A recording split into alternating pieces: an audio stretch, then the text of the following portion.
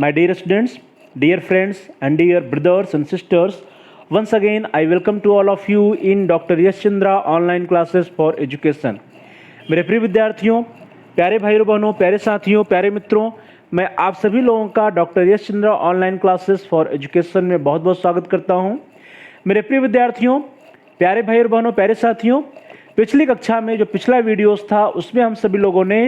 New education policy 2020 या प्रिय विद्यार्थियों नेशनल एजुकेशन पॉलिसी 2020 या नई शिक्षा नीति या जिसको हम लोग राष्ट्रीय शिक्षा नीति 2020 कह रहे हैं, इसके बारे में चर्चा किया था प्रिय विद्यार्थियों। और इससे रिलेटेड जो भाग 1 था जिसके अंतर्गत हम सभी लोगों ने स्कूल एजुकेशन या स्कूल शिक्षा के बारे में बड़े ही विस्तृत रूप से चर्चा किया था। प्रिय विद्यार्थियों, उसी कड़ी में आज की क्लास में, आज की कक्षा में हम सभी लोग जो है न्यू एजुकेशन पॉलिसी 2020 या राष्ट्रीय शिक्षा नीति 2020 के अंतर्गत हायर एजुकेशन के बारे में क्या कहा गया है, उच्चतर शिक्षा के बारे में नई राष्ट्रीय शिक्षा नीति 2020 में क्या कहा गया है, कौन कौन से प्रावधान किए गए हैं प्रिय विद्यार्थियों, उसके बारे में पढ़ेंगे। और प्रिय विद्यार्थियों, हायर एजुकेशन या उच्चतर शिक्षा से रिलेटेड जो भी बातें कही गई हैं राष्ट्रीय शिक्षा नीति 2020 में, इससे रिलेटेड जो बातें हैं इससे रिलेटेड बातों को हम सभी लोग 2 भागों में पढ़ेंगे प्रिय विद्यार्थियों, जिसका जो पार्ट 1 आज हम लोग स्टडी करेंगे। आज हम लोग पार्ट 1 के बारे में चर्चा करेंगे कि उच्चतर शिक्षा के बारे में हायर एजुकेशन से रिलेटेड क्या क्या नई बातें हैं। जो मसौदा तैयार किया गया है नई शिक्षा नीति का, उस मसौदे में उच्चतर शिक्षा के बारे में क्या क्या प्रावधान किए गए हैं, क्या क्या योजनाएं बनाई जा रही हैं। तो प्रिय विद्यार्थियों, इसको हम लोग कई पार्ट में अध्ययन करेंगे हायर एजुकेशन के बारे में। उसमें से जो पार्ट 1 है उसके बारे में इस क्लास में, इस कक्षा में, इस वीडियो में हम लोग चर्चा करेंगे। चलिए दोस्तों, आज की क्लास को आगे बढ़ाते हैं। राष्ट्रीय शिक्षा नीति 2020 के बारे में, हायर एजुकेशन और उच्चतर शिक्षा के बारे में क्या कुछ कहा गया है, इसकी चर्चा किया जाए। इससे पूर्व आप सभी प्यारे भाई बहनों में से, आप सभी प्रिय विद्यार्थियों में से, प्रिय साथियों में से जिन लोगों ने अभी तक हमारे चैनल को सब्सक्राइब नहीं किया है, कृपया आप जल्दी से चैनल को सब्सक्राइब कर लीजिए, जिससे कि आप एजुकेशन से रिलेटेड, अपने कोर्स से रिलेटेड सभी एजुकेशनल वीडियोज को आसानी से देख पाएँ। प्लेलिस्ट में जा करके आसानी से सर्च करके अपनी आवश्यकता के अनुसार, अपने इंटरेस्ट के अकॉर्डिंग जो है वीडियोज को देख पाएँ। इसके लिए ज़रूरी है कि आप चैनल को सब्सक्राइब कर लीजिए। और साथ ही साथ प्रिय विद्यार्थियों, आप इस वीडियो को लाइक करिए, इस वीडियो पे कमेंट करिए और इस वीडियो को अधिक से अधिक शेयर करिए, जिससे कि आपके मित्र, आपके दोस्त, आपके जो भी सहपाठी हैं वे इस वीडियो को देख सकें और उनका भी इस अध्ययन कार्य सुचारू रूप से आगे बढ़ सके, वे भी नई शिक्षा नीति 2020 के बारे में कुछ जान सकें प्रिय विद्यार्थियों। और साथ ही साथ इस वीडियो को आप लाइक करिए और कमेंट्स भी करिए। कमेंट्स के द्वारा यदि आपका कोई बहुमूल्य सुझाव है या कोई प्रश्न है या कोई समस्या है, उसको आप हम तक पहुंचा सकते हैं। हम आपके बहुमूल्य सुझावों पर अनुपालन करेंगे। आपके जो भी महत्वपूर्ण सुझाव आएंगे या कोई प्रश्न होगा प्रिय विद्यार्थियों, उन प्रश्नों का हम उत्तर देने का प्रयास करेंगे।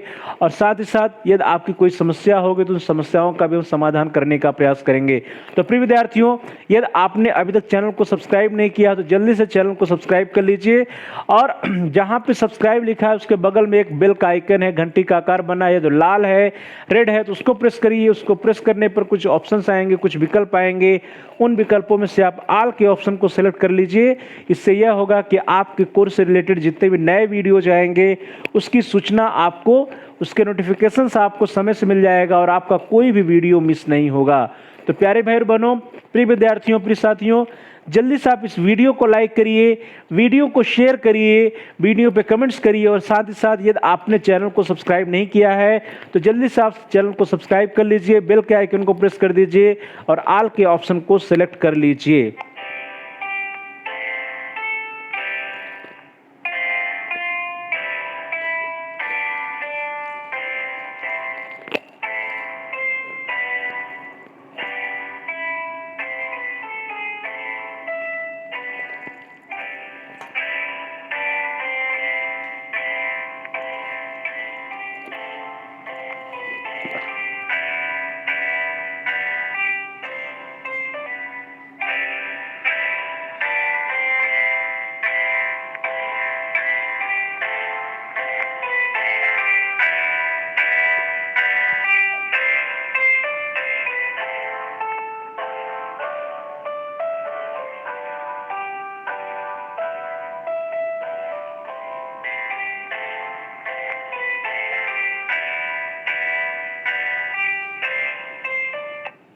चल दोस्तों, आज की क्लास को स्टार्ट करते हैं। आज की क्लास में, आज की कक्षा में इस वीडियो के अंतर्गत प्यारे भाई बहनों, प्रिय विद्यार्थियों, प्रिय साथियों, हम सभी लोग न्यू एजुकेशन पॉलिसी, या जिसको हम लोग नेशनल एजुकेशन पॉलिसी 2020 कह रहे हैं, राष्ट्रीय शिक्षा नीति 2020 या नई शिक्षा नीति 2020, प्रिय विद्यार्थियों, जिसका कि अभी मसौदा तैयार हुआ है, जिसके बारे में हम सभी लोगों ने पिछली कक्षा में, पिछले वीडियोज में बड़े ही विस्तृत रूप से चर्चा किया था। उसी श्रृंखला में प्रिय विद्यार्थियों, आज की क्लास में हम सभी लोग हायर एजुकेशन या उच्चतर शिक्षा के बारे में चर्चा करेंगे कि जो नई राष्ट्रीय शिक्षा नीति 2020 का जो मसौदा तैयार किया गया है, जो नीति बन रही प्रिय विद्यार्थियों, इसमें हायर एजुकेशन या उच्चतर शिक्षा के बारे में क्या कुछ प्रावधान किया गया है, क्या कुछ नया है प्रिय विद्यार्थियों, इसके बारे में हम सभी लोग चर्चा करेंगे। तो चलिए दोस्तों, स्टार्ट करते हैं।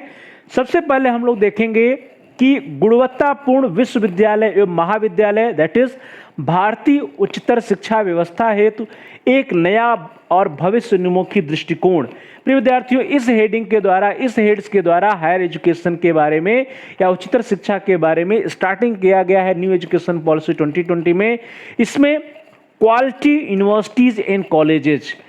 अ new and forward looking vision for India's higher education system. तो ध्यान दीजिएगा प्रिय विद्यार्थियों, यहाँ पर जो नई शिक्षा नीति है, इसमें गुणवत्तापूर्ण विश्वविद्यालय और महाविद्यालय की बात की जा रही है, अर्थात ऐसे यूनिवर्सिटीज और ऐसे कॉलेजेस की बात की जा रही है जिसमें क्वालिटी हो। तो कहने का अभिप्राय यह है कि नई शिक्षा नीति या राष्ट्रीय शिक्षा नीति 2020 के द्वारा हमारे जो यूनिवर्सिटीज हैं, जो कॉलेजेज हैं, उनको क्वालिटेटिव बनाने पर बल होगा। भारतीय उच्चतर शिक्षा व्यवस्था हेतु एक नया और भविष्योन्मुखी दृष्टिकोण को, a new and forward looking visions for India's higher education system को लेकर के न्यू एजुकेशन पॉलिसी या नई राष्ट्रीय शिक्षा नीति 2020 बनाई गई है। प्रिय विद्यार्थियों, इस नीति में कहा गया है कि 21वीं सदी की आवश्यकताओं को देखते हुए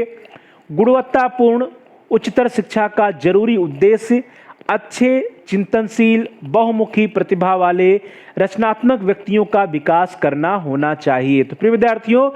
जो न्यू एजुकेशन पॉलिसी 2020 बनी है, इसमें सीधे सीधे बात की जा रही है कि जो हमारा 21st सेंचुरी है, जो 21वीं सदी है प्रिय विद्यार्थियों, 21वीं सदी की आवश्यकताएं जो है, उसकी जो नीड है, उसको देखते हुए क्वालिटेटिव एजुकेशन या गुणवत्तापूर्ण उच्चतर शिक्षा की आवश्यकता है इस समय हमारे देश को, हमारे समाज को। तो गुणवत्तापूर्ण उच्चतर शिक्षा का जरूरी उद्देश्य लेकर के अच्छे, चिंतनशील, बहुमुखी प्रतिभा वाले या रचनात्मक व्यक्तियों का निर्माण करने के लिए, रचनात्मक छात्रों का निर्माण करने के लिए, रचनात्मक व्यक्तियों का विकास करना ही हमारे महाविद्यालयों और विश्वविद्यालयों का उद्देश्य होना चाहिए। प्रिय विद्यार्थियों, इस नीति में कहा गया कि व्यक्तियों के समग्र विकास के उद्देश्य के लिए यह आवश्यक है कि पूर्व विद्यालय से उच्चतर शिक्षा तक सीखने के प्रत्येक चरण में कौशलों और मूल्यों का एक निर्धारित सेट शामिल किया जाए। तो प्रिय विद्यार्थियों, ध्यान दीजिएगा कि नई शिक्षा नीति जो है, नई शिक्षा नीति या राष्ट्रीय शिक्षा नीति 2020 में, उसमें इस बात पर बल दिया जा रहा है कि व्यक्तियों के समग्र विकास, अर्थात होल डेवलपमेंट या ऑल राउंड डेवलपमेंट, जिसको हम लोग कहते हैं, सर्वांगीण विकास भी कहते हैं, तो समग्र विकास के उद्देश्य के लिए यह आवश्यक है कि पूर्व विद्यालय से उच्चतर शिक्षा तक, अर्थात जो प्री प्राइमरी एजुकेशन है या प्री स्कूलिंग है, वहां से लेकर के हायर एजुकेशन तक सीखने के प्रत्येक चरण में एक बात है कौशल, या जिसको हम लोग स्किल्स कहते हैं, और दूसरा जो है वैल्यू या मूल्यों की शिक्षा की बात की जाती है। तो प्रिय विद्यार्थियों, कौशलों पर जोर हो और साथ ही साथ वैल्यूज एजुकेशन या मूल्यों पर भी जोर हो, और वही इस न्यू एजुकेशन पॉलिसी में लक्ष्य रखा गया है कि पूर्व विद्यालय से उच्चतर शिक्षा तक सीखने के प्रत्येक चरण में कौशलों और मूल्यों का एक निर्धारित सेट जो है शामिल किया जाएगा। ऐसा प्रावधान नई शिक्षा नीति 2020 में किया जा रहा है। प्रिय विद्यार्थियों, अब सबसे पहले जो न्यू एजुकेशन पॉलिसी 2020 या राष्ट्रीय शिक्षा नीति 2020 बनाई जा रही है, इसमें जब हम सभी लोग हायर एजुकेशन या उच्चतर शिक्षा की बात करते हैं, तो पॉलिसी में या नीति में या जो मसौदा तैयार किया गया है, उसमें सबसे पहले वर्तमान समय में हायर एजुकेशन के समक्ष क्या क्या चुनौतियां हैं, क्या क्या समस्याएं हैं, इसके बारे में चर्चा की गई है। तो चलिए दोस्तों, हम लोग देख लेते हैं कि वर्तमान में भारत में उच्चतर शिक्षा प्रणाली की प्रमुख समस्याएं कौन कौन सी है, जिनका जिक्र जो है राष्ट्रीय शिक्षा नीति 2020 में किया गया है। चलिए दोस्तों, स्टार्ट करते हैं। तो सबसे पहले जो फर्स्ट प्रॉब्लम है प्रिय विद्यार्थियों वो है गंभीर रूप से खंडित शैक्षिक पारिस्थितिकी तंत्र। प्रिय विद्यार्थियों इसको यदि इंग्लिश में देखा जाए, a severely fragmented higher educational ecosystem with more than 50,000 higher education institutions, a large proportion of which offers only a single program and have fewer than 100 students। तो ध्यान दीजिए प्रिय विद्यार्थियों, जो सबसे बड़ी समस्या है उसमें जो पहली समस्या की चर्चा जो है नई शिक्षा नीति में की गई, वो कहा गया कि गंभीर रूप से खंडित शैक्षिक पारिस्थितिकी तंत्र, अर्थात जो हायर एजुकेशन है, जो उच्चतर शिक्षा है, वो क्या है, फ्रैगमेंटेड है, खंडित है, टुकड़ों में विभाजित है, और जिसमें प्रिय विद्यार्थियों उसमें कहा गया कि 50,000 से अधिक जो है हायर एजुकेशन इंस्टीट्यूशन है, उच्चतर शिक्षा के संस्थान है, और कुछ ऐसे संस्थान हैं प्रिय विद्यार्थियों जो कि सिर्फ और सिर्फ कोई एक प्रोग्राम या कोई एक कार्यक्रम चलाते हैं, जहां पर छात्रों की संख्या जो है 100 या लगभग 100 के बराबर या 100 से कम भी है प्रिय विद्यार्थियों, या 100 से कुछ प्लस माइनस चल रही है। तो इस तरह से जो हायर एजुकेशन या उच्चतर शिक्षा की बात की जा रही है, तो उच्चतर शिक्षा में जो एजुकेशनल इकोसिस्टम वो क्या है, फ्रैगमेंटेड है, सिवियरली फ्रैगमेंटेड या खंडित है प्रिय विद्यार्थियों, गंभीर रूप से खंडित है, अर्थात टुकड़ों टुकड़ों में विभाजित है। तो नई शिक्षा नीति जो है इसमें यह प्रयास किया जाएगा कि जो खंडित शैक्षिक पारिस्थितिकी तंत्र है उसको क्या किया जाए, उसको एक दूसरे से जोड़ा जाए। चलिए दोस्तों आगे बढ़ते हैं। अगली समस्या के बारे में जो जिक्र है नई शिक्षा नीति 2020 में वह यह है कि संज्ञानात्मक कौशल के विकास और सीखने के परिणामों पर कम बल, a lack of emphasis on learning outcomes and the development of cognitive skills of students। प्रिय विद्यार्थियों नई शिक्षा नीति में कहा जा रहा है कि जो हमारा हायर एजुकेशन है, उच्चतर शिक्षा है, इसमें संज्ञानात्मक कौशलों के विकास और सीखने के परिणामों पर जो बल दिया जाता है वो कम बल दिया जाता है, a lack of emphasis on learning outcomes and development of cognitive skills of students। प्रिय विद्यार्थियों संज्ञानात्मक कौशल या लर्निंग आउटकम्स और साथ ही साथ जो डेवलपमेंट ऑफ कॉग्निटिव स्किल्स है या कौशलों के जो सीखने का विकास है प्रिय विद्यार्थियों, उसमें जो है उस पर कम बल दिया जा रहा है हायर एजुकेशन सिस्टम या उच्चतर शिक्षा संस्थानों में। उच्चतर शिक्षा जो प्रणाली है वहाँ पर छात्रों के, विद्यार्थियों के कॉग्निटिव स्किल्स या लर्निंग आउटकम्स पर और साथ ही साथ जो उनका जो है स्किल सीखने का तरीका है, कॉग्निटिव स्किल्स ऑफ स्टूडेंट्स या development of cognitive skills of students और लर्निंग आउटकम पे कम बल दिया जाता है, लैक एम्फेसिस है प्रिय विद्यार्थियों। तो यह जो है दूसरी प्रमुख समस्या है कि संज्ञानात्मक कौशल के विकास और सीखने के परिणामों पर हायर एजुकेशन में या उच्चतर शिक्षा में कम बल दिया जा रहा है। चलिए दोस्तों आगे बढ़ते हैं। अगला जो समस्या है हायर एजुकेशन या उच्चतर शिक्षा से संबंधित, जिसका जिक्र जो है न्यू एजुकेशन पॉलिसी में किया गया है प्रिय विद्यार्थियों, वह है कि विषयों का एक कठोर विभाजन, विद्यार्थियों को बहुत पहले ही विशेषज्ञ और अध्ययन के संकीर्ण क्षेत्रों की ओर ढकेल देना, a rigid separation of disciplines with too much early specialization and streaming of students into narrow areas of study। तो प्रिय विद्यार्थियों ये जो समस्याएं हैं इससे हम सभी लोग अवगत हैं कि प्यारे भाई बहनों जो हायर एजुकेशन है उच्चतर शिक्षा की हम लोग बात करते हैं तो वहां पर रिजिड सेपरेशन ऑफ डिसिप्लिन है, अर्थात जो विषय हैं, जो सब्जेक्ट हैं प्रिय विद्यार्थियों, जिन सब्जेक्टों का चयन छात्र कर सकता है हायर एजुकेशन के सिस्टम में, वहां पर जो सेपरेशन है विभिन्न डिसिप्लिन में, विभिन्न विषयों में, और सेपरेशन क्या है, कठोर विभाजन है या रिजिड सेपरेशन है। और जिसकी वजह से प्रिय विद्यार्थियों को बहुत पहले से ही, स्टार्टिंग से ही किसी न किसी स्पेशलाइजेशन में या स्पेशलाइजेशन स्ट्रीम में या विशेषज्ञ और अध्ययन के संकीर्ण क्षेत्रों की ओर ढकेल दिया जाता है, with too much early specialisation and streaming of students into narrow areas of study. जिसकी वजह से प्रिय विद्यार्थियों जो हमारे छात्र होते हैं हायर एजुकेशन में, उनको जो है सभी विषयों का वृहद ज्ञान नहीं हो पाता है। तो प्रिय विद्यार्थियों इस तरह से थर्ड प्रॉब्लम है, तीसरी समस्या है कि विषयों का एक कठोर विभाजन विद्यार्थियों को बहुत पहले ही विशेषज्ञ और अध्ययन के संकीर्ण क्षेत्रों की ओर ढकेल देता है, rigid separation of disciplines with too much early specialisation and streaming of students into narrow areas of study. चलो दोस्तों आगे बढ़ते हैं। अगली जो समस्या है हायर एजुकेशन या उच्चतर शिक्षा की वो है सीमित पहुंच। तो प्रिय विद्यार्थियों जो सीमित पहुंच है या लैक ऑफ एक्सेस है, यह बहुत बड़ी समस्या है हायर एजुकेशन की। इसी की वजह से जो ग्रॉस एनरोलमेंट रेशियो है प्रिय विद्यार्थियों हायर एजुकेशन का हुआ बहुत ही कम है। प्रिय विद्यार्थियों सीमित पहुंच विशेष रूप से सामाजिक आर्थिक रूप से वंचित क्षेत्रों में, जहां कुछ एक ही ऐसे विश्वविद्यालय और महाविद्यालय हैं जो स्थानीय भाषाओं में पढ़ाते हैं। A lack of access of higher education, especially in socio-economically disadvantaged areas, with few universities and colleges that teach in local language। प्रिय विद्यार्थियों, यहाँ पर देखिए दो प्रमुख बातें हैं। एक तो है सीमित पहुंच या lack of access of higher education, अर्थात जो हायर एजुकेशन है या उच्च शिक्षा है या उच्चतर शिक्षा है, इसकी पहुंच बहुत ही कम है, और खास करके ऐसे क्षेत्रों में जो सामाजिक और आर्थिक रूप से पिछड़े हैं या वंचित हैं, सोशियो और इकोनॉमिकली डिसएडवांटेज जो एरिया है प्रिय विद्यार्थियों, वहाँ पर जो है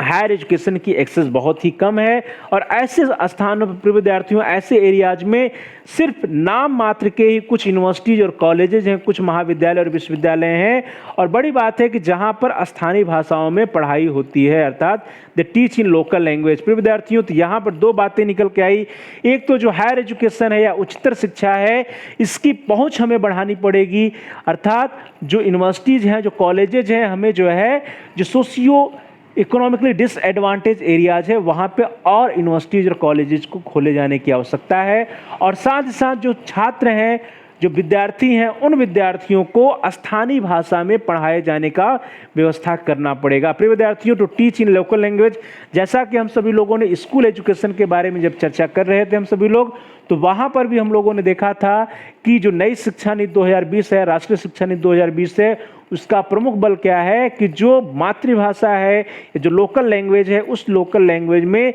छात्रों को शिक्षा दी जाए। तो उसी तरह प्रिय विद्यार्थियों, जो हायर एजुकेशन की बात करें, उच्चतर शिक्षा की बात करें, तो उच्चतर शिक्षा में भी छात्रों को स्थानीय भाषाओं या लोकल लैंग्वेज में शिक्षा दी जानी चाहिए। इससे क्या होगा कि जो lack of access of higher education है या उच्चतर शिक्षा की जो सीमित पहुंच है, उसकी पहुंच बढ़ेगी, अर्थात जो हायर एजुकेशन को अधिक से अधिक लोग ग्रहण कर पाएंगे। इसका जो ग्रॉस एनरोलमेंट रेशियो है वो बढ़ेगा, वो तभी बढ़ेगा जबकि जो सोशियो इकोनॉमिकली डिसवांटेज एरियाज है वहाँ पे अधिक से अधिक कॉलेज और यूनिवर्सिटीज़ खोले जाएं, और साथ ही साथ वहाँ पर लोकल लैंग्वेज में अध्ययन कराने का, टीचिंग का या पढ़ाने के लिए प्रावधान वहाँ पर किया जाए। चलो दोस्तों, आगे बढ़ते हैं। अगली जो प्रमुख समस्या है हायर एजुकेशन की, वह है सीमित शिक्षक और संस्थागत स्वायत्तता। A lack of teacher and institutional autonomy to innovate and excel। प्रिय विद्यार्थियों, सबसे बड़ी जो समस्या है वो क्या है? सीमित शिक्षक की, लैक ऑफ टीचर की, और साथ साथ इंस्टीट्यूशनल ऑटोनॉमी की। प्रिय विद्यार्थियों, हम सभी लोग जान रहे हैं कि जो हमारे यूनिवर्सिटीज हैं, जो कॉलेजेज हैं, महाविद्यालय हैं, विश्वविद्यालय हैं, वहाँ पर जितने पोस्ट सैंक्शनड है उसके अनुसार जो शिक्षकों की पोस्टिंग है वो बहुत ही कम है, अर्थात शिक्षकों की जितनी पद सृजित हैं उन सृजित पदों के सापेक्ष जो है, जो वहाँ पर कार्यरत शिक्षक हैं उनकी संख्या बहुत कम है, अर्थात छात्र शिक्षकों की संख्या बहुत ही सीमित है, चाहे हम यूनिवर्सिटीज़ की बात करें, चाहे कॉलेजेस की बात करें। यह पहली समस्या है विद्यार्थियों। और साथ ही साथ जो इंस्टीट्यूशनल ऑटोनॉमी की बात आती है, संस्थागत स्वायत्तता की बात आती है, तो जो कॉलेजेज हैं या विभिन्न जो संस्थाएं हैं उनको ऑटोनॉमी नहीं है, उनको स्वायत्तता नहीं है, जिसकी वजह से वो जो है कुछ नवीन नहीं कर पाते हैं, कुछ अच्छा करने के लिए वे स्वतंत्र नहीं है, कुछ नवीन करने के लिए स्वतंत्र नहीं है। तो प्रिय विद्यार्थियों, इस तरह से आप देखिए कि नई शिक्षा नीति में जो समस्याएं बताई जा रही हैं उसी के अनुसार नई शिक्षा नीति में यह प्रावधान भी किया जाएगा कि शिक्षकों का अपॉइंटमेंट अधिक से अधिक किया जाए, जितने सृजित पद हैं कम से कम उतना तो अवश्य किया जाए, और साथ ही साथ जो इंस्टीट्यूशन हैं, जो संस्थाएं हैं, हायर एजुकेशन की जो संस्थाएं हैं, जो डिग्री कॉलेजेज या पोस्ट ग्रेजुएट कॉलेजेज, जो महाविद्यालय हैं, उनको ऑटोनॉमी धीरे धीरे प्रदान की जाए। चलो दोस्तों, आगे बढ़ते हैं। अगली जो समस्या है, द नेक्स्ट प्रॉब्लम इज योग्यता आधारित करियर प्रबंधन और संकाय और संस्थागत लीडरों की प्रगति के लिए अपर्याप्त तंत्र। प्रिय विद्यार्थियों, यदि इसको इंग्लिश में देखा जाए तो inadequate mechanism for merit based career management and progression of faculty and institutional leaders। प्रिय विद्यार्थियों, जैसा कि हम लोगों ने स्कूल एजुकेशन में पढ़ा था कि वहाँ पर व्यवस्था की गई है कि ऐसे शिक्षक जो कि कुछ अच्छा करेंगे उनको अलग से प्रमोट किया जाएगा,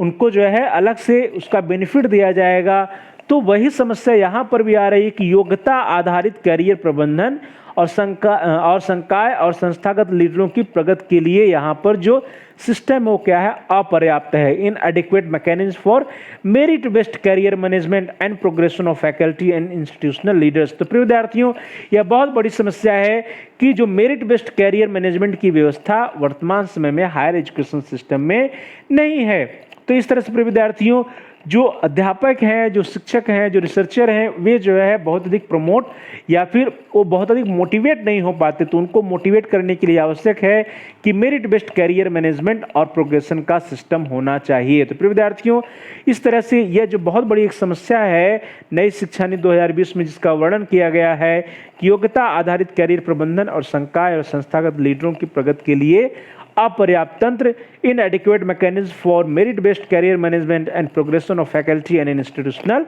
leaders। तो प्रिय विद्यार्थियों, इस क्षेत्र में जो है योग्यता आधारित करियर प्रबंधन और संकाय और संस्थागत लीडरों की प्रगति के लिए जो है एक तंत्र विकसित करने का प्रयास नई शिक्षा नीति के द्वारा किया जाएगा। चलो दोस्तों, आगे बढ़ते हैं। अगली समस्या जो है नई शिक्षा नीति 2020 में जिनका वर्णन किया गया है, जिक्र किया गया है, वह है कि अधिकांश विश्वविद्यालयों और महाविद्यालयों में शोध पर कम बल और विषयक अनुशासनों में पारदर्शी और प्रतिस्पर्धी समीक्षा शोध निधियों की कमी। प्रिय विद्यार्थियों, यदि इसको इंग्लिश में देखा जाए, a lack of research at most universities and colleges and transparent and competitive peer reviewed research funding across disciplines. तो प्रिय विद्यार्थियों, ध्यान दीजिए कि कहा जा रहा है कि अधिकांश जितने भी यूनिवर्सिटीज़ हैं हमारे, या जितने भी हमारे कॉलेजेज हैं, वहाँ पर रिसर्च पर बड़ा कम बल दिया जाता है, शोध पर बहुत ही कम बल दिया जा रहा है अधिकांश विश्वविद्यालयों और महाविद्यालयों में। A lack of research at most universities and colleges. तो प्रिय विद्यार्थियों, इस पर भी हमें ध्यान देना होगा। नई शिक्षा नीति के द्वारा इसमें भी प्रावधान किया गया है कि जो यूनिवर्सिटीज़ हैं, जो कॉलेजेज हैं, वे कैसे जो है रिसर्च पर अधिक ध्यान दे सकें और साथ साथ विषयक अनुशासनों में पारदर्शी और प्रतिस्पर्धी समीक्षा शोध निधियों की कमी, transparent competitive peer reviewed research funding across discipline. तो प्रिय विद्यार्थियों, ध्यान दीजिए कि जो रिसर्च फंडिंग की बात है, उस रिसर्च फंडिंग के बारे में भी इस नई शिक्षा नीति में कुछ उपाय सुझाए गए हैं, जिसके द्वारा हम जो है सुधार कर सकते हैं और साथ ही साथ विश्वविद्यालय और महाविद्यालयों में रिसर्च या शोध को बढ़ावा दे सकते हैं। चलो दोस्तों, आगे बढ़ते हैं। अगली समस्या है, दैट इज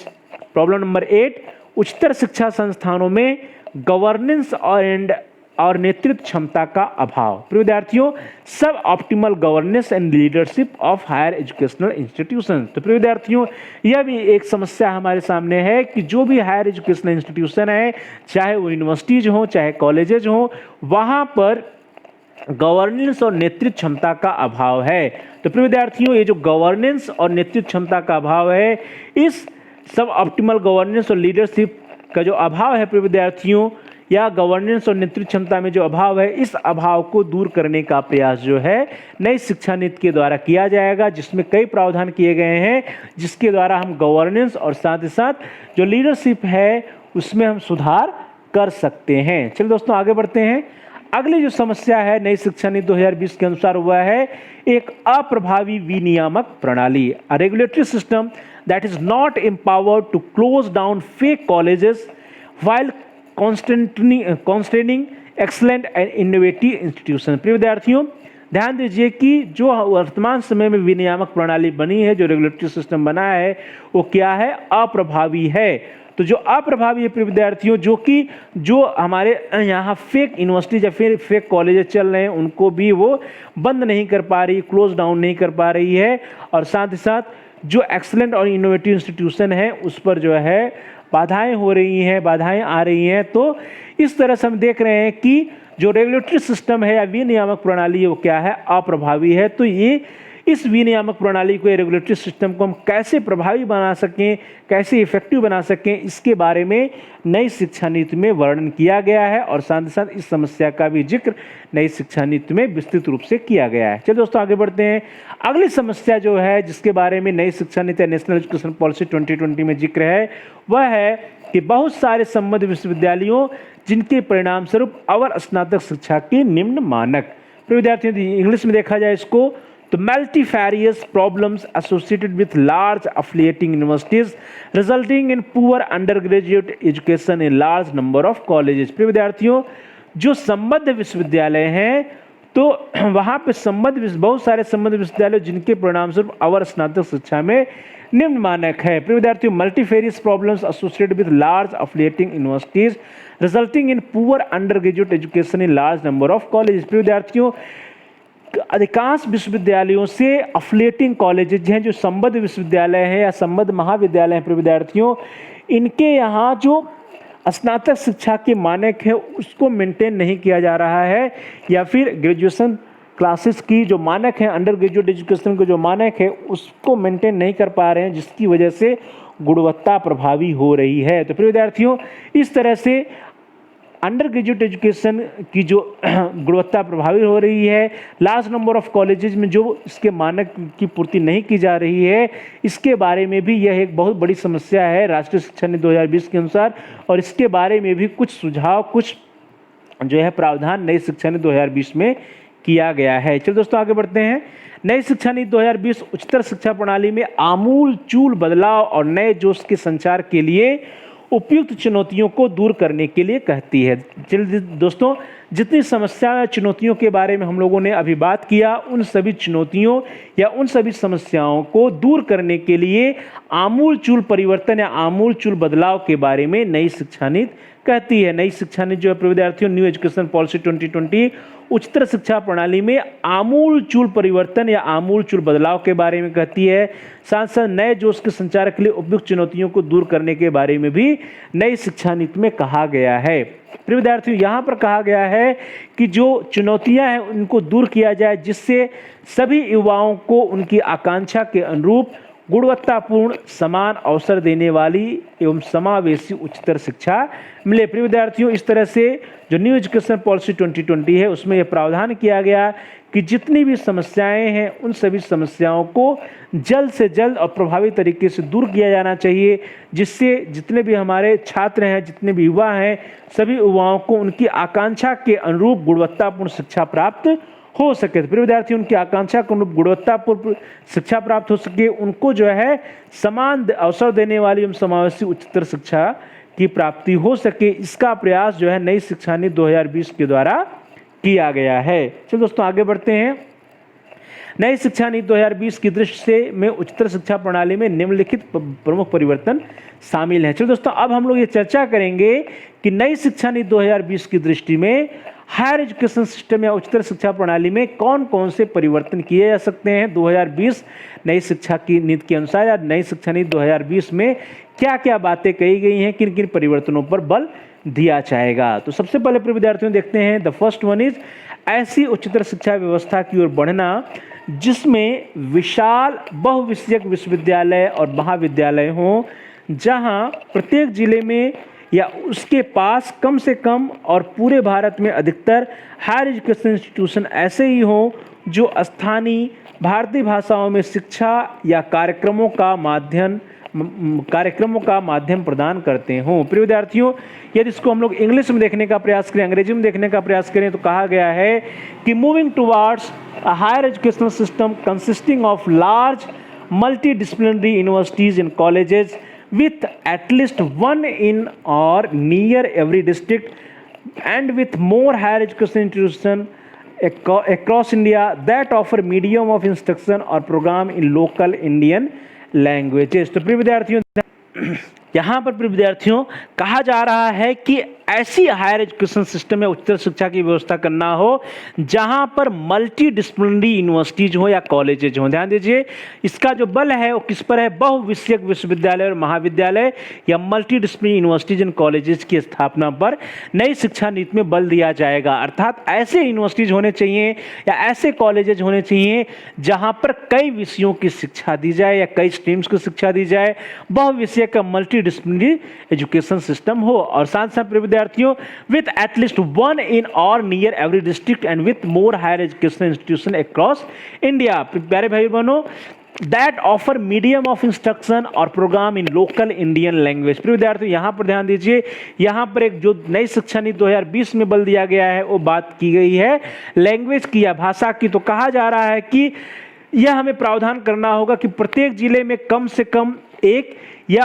प्रत्येक जिले में या उसके पास कम से कम एक और पूरे भारत में अधिकतर हायर एजुकेशन इंस्टीट्यूशन ऐसे ही हो जो स्थानीय और भारतीय भाषाओं में शिक्षा या कार्यक्रमों का माध्यम प्रदान करते हो, अर्थात जो हायर एजुकेशन इंस्टीट्यूशन है प्रिय विद्यार्थियों, उच्चतर शिक्षा के जो संस्थान हैं उन संस्थानों में मल्टी डिसिप्लिनरी एजुकेशन होना चाहिए, बहुविषयक शिक्षा होनी चाहिए। और साथ साथ प्रिय विद्यार्थियों, अधिकांश जिलों में या अधिकांश जितने भी हायर एजुकेशन इंस्टीट्यूशन है, उच्चतर शिक्षा के संस्थान है, उन संस्थानों को स्थानीय भाषा में या भारतीय भाषा में एजुकेशन देने का प्रयास, शिक्षा देने का प्रयास करना चाहिए। उनके जो भी कार्यक्रम हो वे सभी कार्यक्रम स्थानीय या भारतीय भाषाओं में होने चाहिए। ऐसा प्रावधान नई शिक्षा नीति के मसौदे में किया गया है, अर्थात नई शिक्षा नीति 2020 के अनुसार यह एक प्रमुख परिवर्तन होगा कि जितने भी यूनिवर्सिटीज या कॉलेजेज हैं उनको मल्टी डिसिप्लिनरी बनाया जाए, और साथ ही साथ जो मीडियम ऑफ इंस्ट्रक्शन है वो क्या होना चाहिए, लोकल या इंडियन लैंग्वेज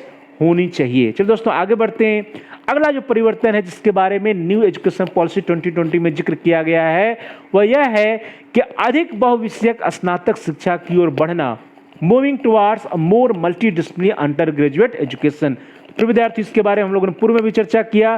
कि अधिक से अधिक क्या करना होगा, जो स्नातक शिक्षा है उसको बहुविषयक बनाना होगा, multi disciplinary under graduate education की स्थापना हमें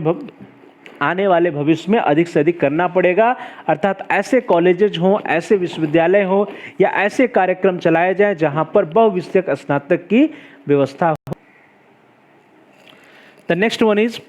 थर्ड वन, संकाय और संस्थागत स्वायत्तता की ओर बढ़ना। प्रिय विद्यार्थियों, moving towards faculty and institutional autonomy, यह व्यवस्था जो है कि संकाय और संस्थागत स्वायत्तता, अर्थात प्रिय विद्यार्थियों जो नई शिक्षा नीति 2020 है इसमें जो प्रमुख परिवर्तन है उसमें तीसरा जो प्रमुख परिवर्तन है वो यह है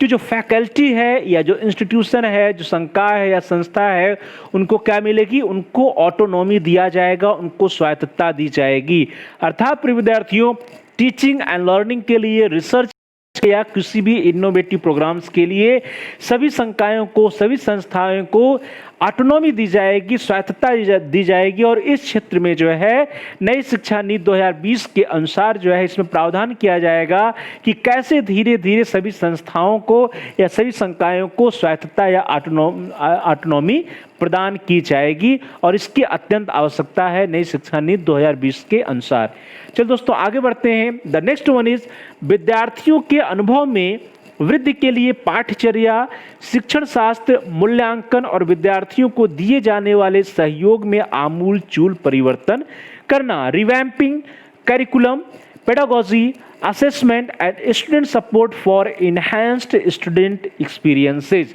तो प्रिय विद्यार्थियों इस तरह से नई शिक्षा नीति में जो प्रावधान किया गया है उन प्रावधानों में विद्यार्थियों के अनुभव में, अर्थात विद्यार्थी जो सीखते हैं विद्यार्थियों के अनुभव में वृद्धि के लिए जो हमारा करिकुलम है या पाठचर्या है, जो हमारा टीचिंग टेक्निक्स है या टीचिंग पेडागोजी है, शिक्षण शास्त्र है, इवैल्यूएशन सिस्टम है, इन सभी में जो है पूरी तरह से परिवर्तन करने का प्रावधान नई शिक्षा नीति में किया गया है। प्रिय विद्यार्थियों नई शिक्षा नीति के अनुसार चाहे हमारा करिकुलम हो, चाहे टीचिंग पेडागोजी हो, चाहे इवैल्यूएशन सिस्टम हो, असेसमेंट सिस्टम हो, स्टूडेंट सपोर्ट सर्विसेज हो, सभी में परिवर्तन करने की, सभी में आमूलचूल बदलाव करने की आवश्यकता है। तो इन्हीं आवश्यकताओं को ध्यान में रखते हुए न्यू एजुकेशन पॉलिसी 2020 या नई शिक्षा नीति या राष्ट्रीय शिक्षा नीति 2020 में कुछ प्रावधान किए गए हैं जिसके द्वारा हम करिकुलम में टीचिंग पेडागोजी या विद्यार्थियों मूल्यांकन या असेसमेंट, इवैल्यूएशन और साथ ही साथ स्टूडेंट सपोर्ट में हम सुधार कर सकते हैं, उसमें हम परिवर्तन कर सकते हैं। द नेक्स्ट वन इज विद्यार्थियों जो अगली बात आई है जिसमें परिवर्तन होगा वो है शिक्षण, अनुसंधान और सेवा के आधार पर योग्यता, नियुक्तियों और कैरियर की प्रगति के माध्यम से संकाय और संस्थागत नेतृत्व के स्थिति की अखंडता की पुष्टि करना। ये इंग्लिश में देखा जाए प्रिय विद्यार्थियों, reaffirming the integrity of faculty and institutional leadership position through merit appointments and career progression based on teaching, research and services. प्रिय विद्यार्थियों ध्यान से देखिए इस बिंदु को, जो पांचवी आवश्यकता है, जो पांचवा पॉइंट है जिसमें कि परिवर्तन किया जाना आवश्यक है नई शिक्षा नीति 2020 के अनुसार, वो क्या है, शिक्षण या प्रिय विद्यार्थियों जिसको हम सभी लोग क्या कहते हैं, टीचिंग, सेकेंड अनुसंधान या रिसर्च, और तीसरा है विद्यार्थियों सर्विसेज या सेवा। तो शिक्षण, अनुसंधान और सेवा के आधार पर योग्यता, नियुक्तियों और कैरियर की प्रगति के माध्यम से संस्थागत नेतृत्व की स्थिति की अखंडता को पुष्ट करना। अर्थात विद्यार्थियों शिक्षण, अनुसंधान और सेवा के आधार पर क्या किया जाएगा, योग्यता, नियुक्तियां और कैरियर की प्रगति करने का प्रावधान नई शिक्षा नीति के द्वारा किया गया है। तो प्रिय विद्यार्थियों इस प्रकार से जो पांचवा जो बिंदु है जो कि परिवर्तन के लिए जिसमें परिवर्तन किया जाना है नई शिक्षा नीति 2020 के अनुसार, वो है शिक्षण, अनुसंधान और सेवा के आधार पर योग्यता, नियुक्तियों और कैरियर की प्रगति के माध्यम से संकाय और संस्थागत नेतृत्व की स्थिति की अखंडता की पुष्टि करना। चलिए दोस्तों आगे बढ़ते हैं। प्यारे भाई बहनों, प्रिय विद्यार्थियों, प्रिय साथियों, अगला जो पॉइंट है वो बहुत ही इंपॉर्टेंट पॉइंट है और जिसमें जो है आप एक नाम देखेंगे जिसका नाम है NRF। तो प्रिय विद्यार्थियों चलिए अगले पॉइंट की तरफ बढ़ते हैं। द सिक्स्थ वन इज सहकर्मी द्वारा समीक्षा की गई उत्तम अनुसंधान और विश्वविद्यालयों एवं महाविद्यालयों में सक्रिय रूप से अनुसंधान की नींव रखने के लिए राष्ट्रीय अनुसंधान फाउंडेशन की स्थापना। प्रिय विद्यार्थियों अगर इंग्लिश में देखा जाए तो establishment of national research foundation to fund outstanding peer reviewed research and to actively seed research in universities and colleges. प्रिय विद्यार्थियों जो भी peer reviewed research and activity होगी, सहकर्मी द्वारा समीक्षा में जो उत्तम अनुसंधान और विश्वविद्यालय और महाविद्यालय होंगे प्रिय विद्यार्थियों, इनमें सक्रिय रूप से अनुसंधान की नींव रखने के लिए राष्ट्रीय अनुसंधान फाउंडेशन या NRF, जिसको हम लोग नेशनल रिसर्च फाउंडेशन कह रहे हैं, इसकी स्थापना की जाएगी। तो प्रिय विद्यार्थियों नेशनल रिसर्च फाउंडेशन, राष्ट्रीय अनुसंधान फाउंडेशन या NRF की स्थापना करना नई शिक्षा नीति 2020 का एक बहुत ही महत्वपूर्ण बिंदु है, बहुत ही महत्वपूर्ण बात है कि सक्रिय रूप से अनुसंधान करने के लिए जो उत्तम अनुसंधान के विश्वविद्यालय होंगे, महाविद्यालय होंगे, उन सभी को जो है फंडिंग करने के लिए fund outstanding peer reviewed research and to actively seed research in universities and colleges के लिए नेशनल रिसर्च फाउंडेशन या राष्ट्रीय अनुसंधान फाउंडेशन या NRF की स्थापना की जाएगी। चलो दोस्तों आगे बढ़ते हैं। द नेक्स्ट वन इज अगला है कि शैक्षणिक और प्रशासनिक स्वायत्तता वाले उच्चतर योग्य स्वतंत्र बोर्डों द्वारा HIE का गवर्नेंस। प्रिय विद्यार्थियों governance of higher education institution by highly qualified independent board having academic and administrative autonomy. तो प्रिय विद्यार्थियों यह जो बिंदु है, इस बिंदु में बात की जा रही है कि गवर्नेंस कैसे होगा हायर एजुकेशन इंस्टीट्यूशन का या जो उच्च शिक्षा के संस्थान हैं उनका गवर्नेंस कैसे होगा। तो शैक्षणिक और प्रशासनिक स्वायत्तता वाले एकेडमिक एंड एडमिनिस्ट्रेटिव ऑटोनॉमी वाले जो बॉडी हैं प्रिय विद्यार्थियों, इन बॉडीज के द्वारा, इन स्वायत्तता वाले उच्चतर योग्य स्वतंत्र बॉडीज के द्वारा जो है उच्च शिक्षण संस्थाओं का गवर्नेंस किया जाएगा। तो प्रिय विद्यार्थियों governance of higher education institution will be by highly qualified independent boards. ध्यान दीजिए स्वतंत्र बोर्ड होंगे या इंडिपेंडेंट बोर्ड होंगे जिनको क्या होगा शैक्षणिक और प्रशासनिक स्वायत्तता प्राप्त होगी। तो इस तरह से प्रिय विद्यार्थियों शैक्षणिक और प्रशासनिक स्वायत्तता प्राप्त या एकेडमिक एंड एडमिनिस्ट्रेटिव ऑटोनॉमी वाले जो बॉडी होंगे, जो इंडिपेंडेंट बोर्ड्स होंगे, उन इंडिपेंडेंट बोर्ड्स या स्वतंत्र बोर्डों के द्वारा जो उच्चतर शिक्षा के संस्थान हैं उनका प्रशासन या गवर्नेंस किया जाएगा। चलिए दोस्तों आगे बढ़ते हैं। द नेक्स्ट वन इज अगला है व्यावसायिक या प्रोफेशनल शिक्षा सहित उच्चतर शिक्षा के सभी एकल नियामक द्वारा लचीला लेकिन स्थायित्व प्रदान करने वाला विनियमन। Light but tight regulation by a single regulator for all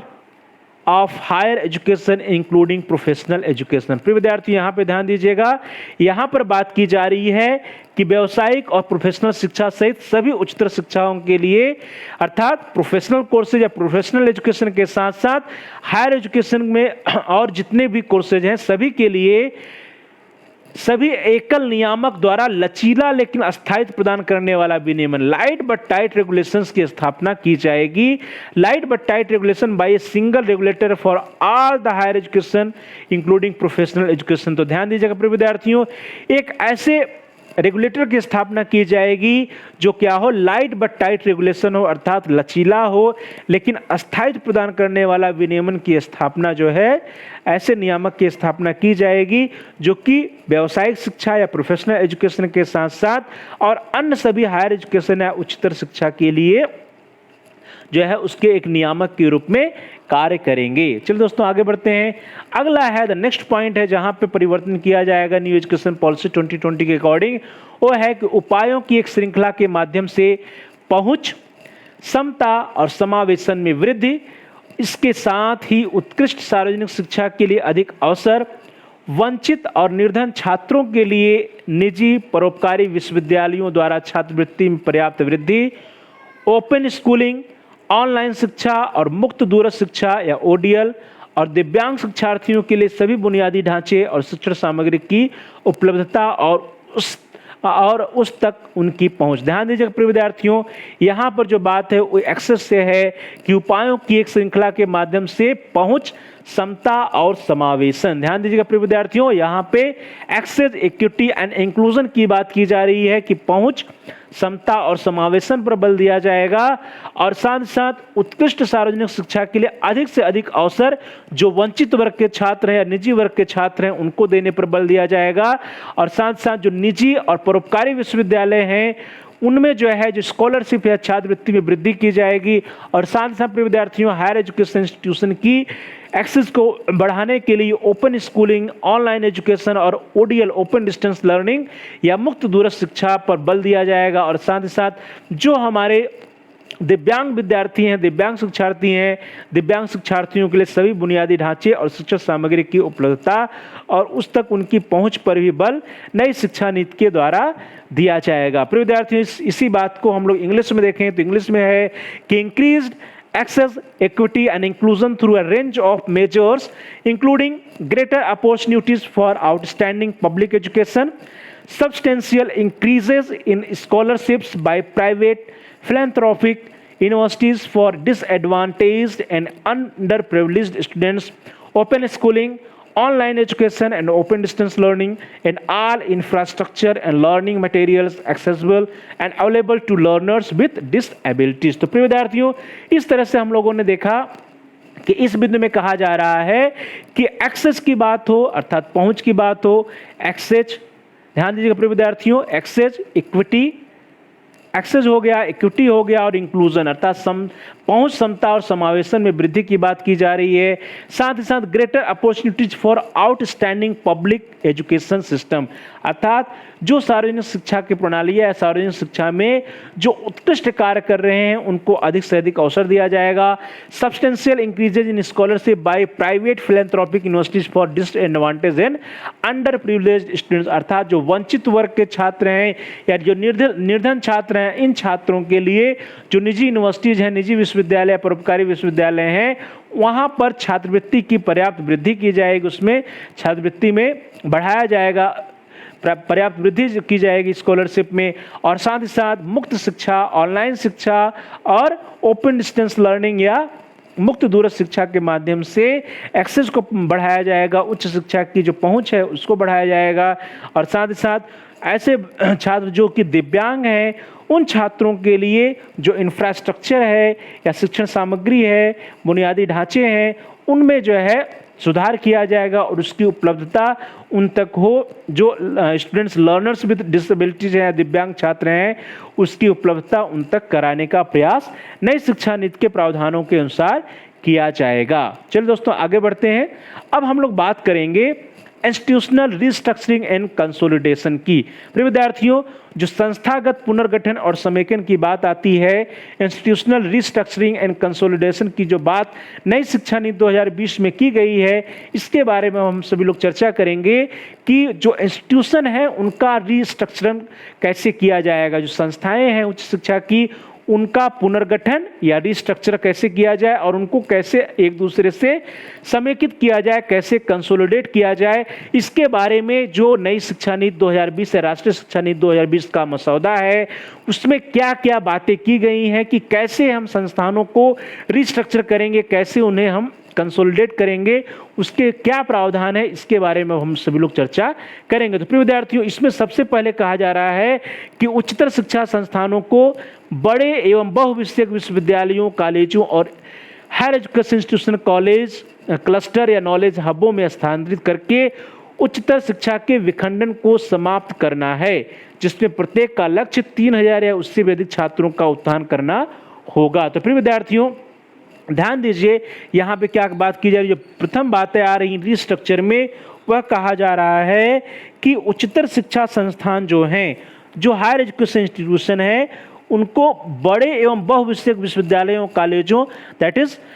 large multidisciplinary universities, college and higher educational institutional clusters and knowledge hub में स्थानित किया जाएगा। यहाँ पे ध्यान दीजिएगा प्रिय विद्यार्थियों कि हायर एजुकेशनल इंस्टीट्यूशनल क्लस्टर्स की बात की जा रही है, नॉलेज हब्स की बात की जा रही है। तो कहने का अभिप्राय है कि जो भी यूनिवर्सिटीज हैं, जो भी कॉलेजेज हैं, जो उच्चतर शिक्षा संस्थान हैं, उन सभी को मिला करके उच्चतर शिक्षा संस्थान का एक क्लस्टर तैयार किया जाएगा, जिसको हम लोग नॉलेज हब्स कहेंगे। तो इस तरह से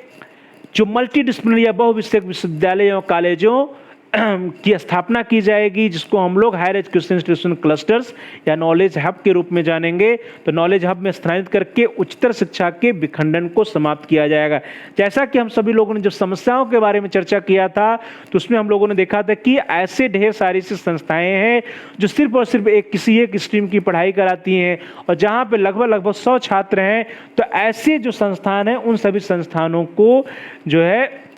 जोड़ा जाएगा, और जो मल्टी डिसिप्लिनरी यूनिवर्सिटीज या कॉलेजेस के रूप में हायर एजुकेशन इंस्टीट्यूशन का क्लस्टर बनाया जाएगा, नॉलेज हब्स बनाया जाएगा, जिसमें यह प्रावधान होगा, जिसका लक्ष्य होगा कि प्रत्येक यूनिवर्सिटीज या कॉलेजेज या हायर एजुकेशन क्लस्टर्स में, हब्स में क्या करें, प्रत्येक का लक्ष्य कम से कम 3000 या उससे अधिक छात्रों का उत्थान करना होगा। अर्थात जहाँ पे ऐसे संस्थान हैं, ऐसे कॉलेज हैं जहाँ पे 100-200 छात्र हैं, ऐसे संस्थानों को जो है तोड़ करके और हम उसको क्या बना सकते हैं, हायर एजुकेशन क्लस्टर्स या नॉलेज हब्स बना सकते हैं। ऐसे संस्थानों को बहुविषयक विश्वविद्यालय या कॉलेजों के रूप में विकसित करेंगे, और जिनका उद्देश्य होगा कि कम से कम प्रत्येक कॉलेज या प्रत्येक विश्वविद्यालय के द्वारा 3000 या उससे अधिक छात्रों का उत्थान अर्थात उनकी शिक्षा दीक्षा का कार्य किया जा सके। चलो दोस्तों, अगला है द नेक्स्ट वन इज उच्चतर शिक्षा के ढांचे के बारे में। यह नीति सबसे बड़ी अनुशंसा करती है कि बड़े एवं बहुविषयक विश्वविद्यालय एवं उच्चतर शिक्षा संस्थान, that is higher education institution clusters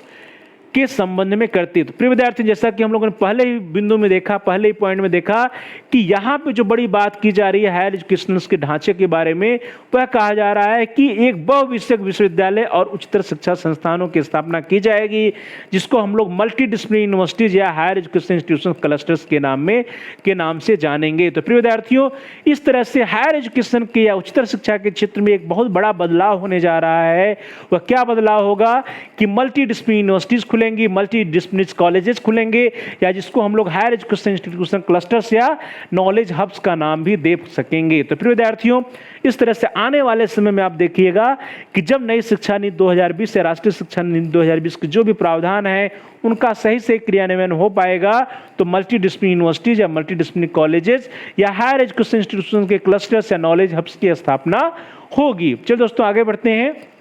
इसी में कहा गया है कि भारतीय प्राचीन विश्वविद्यालयों जैसे तक्षशिला,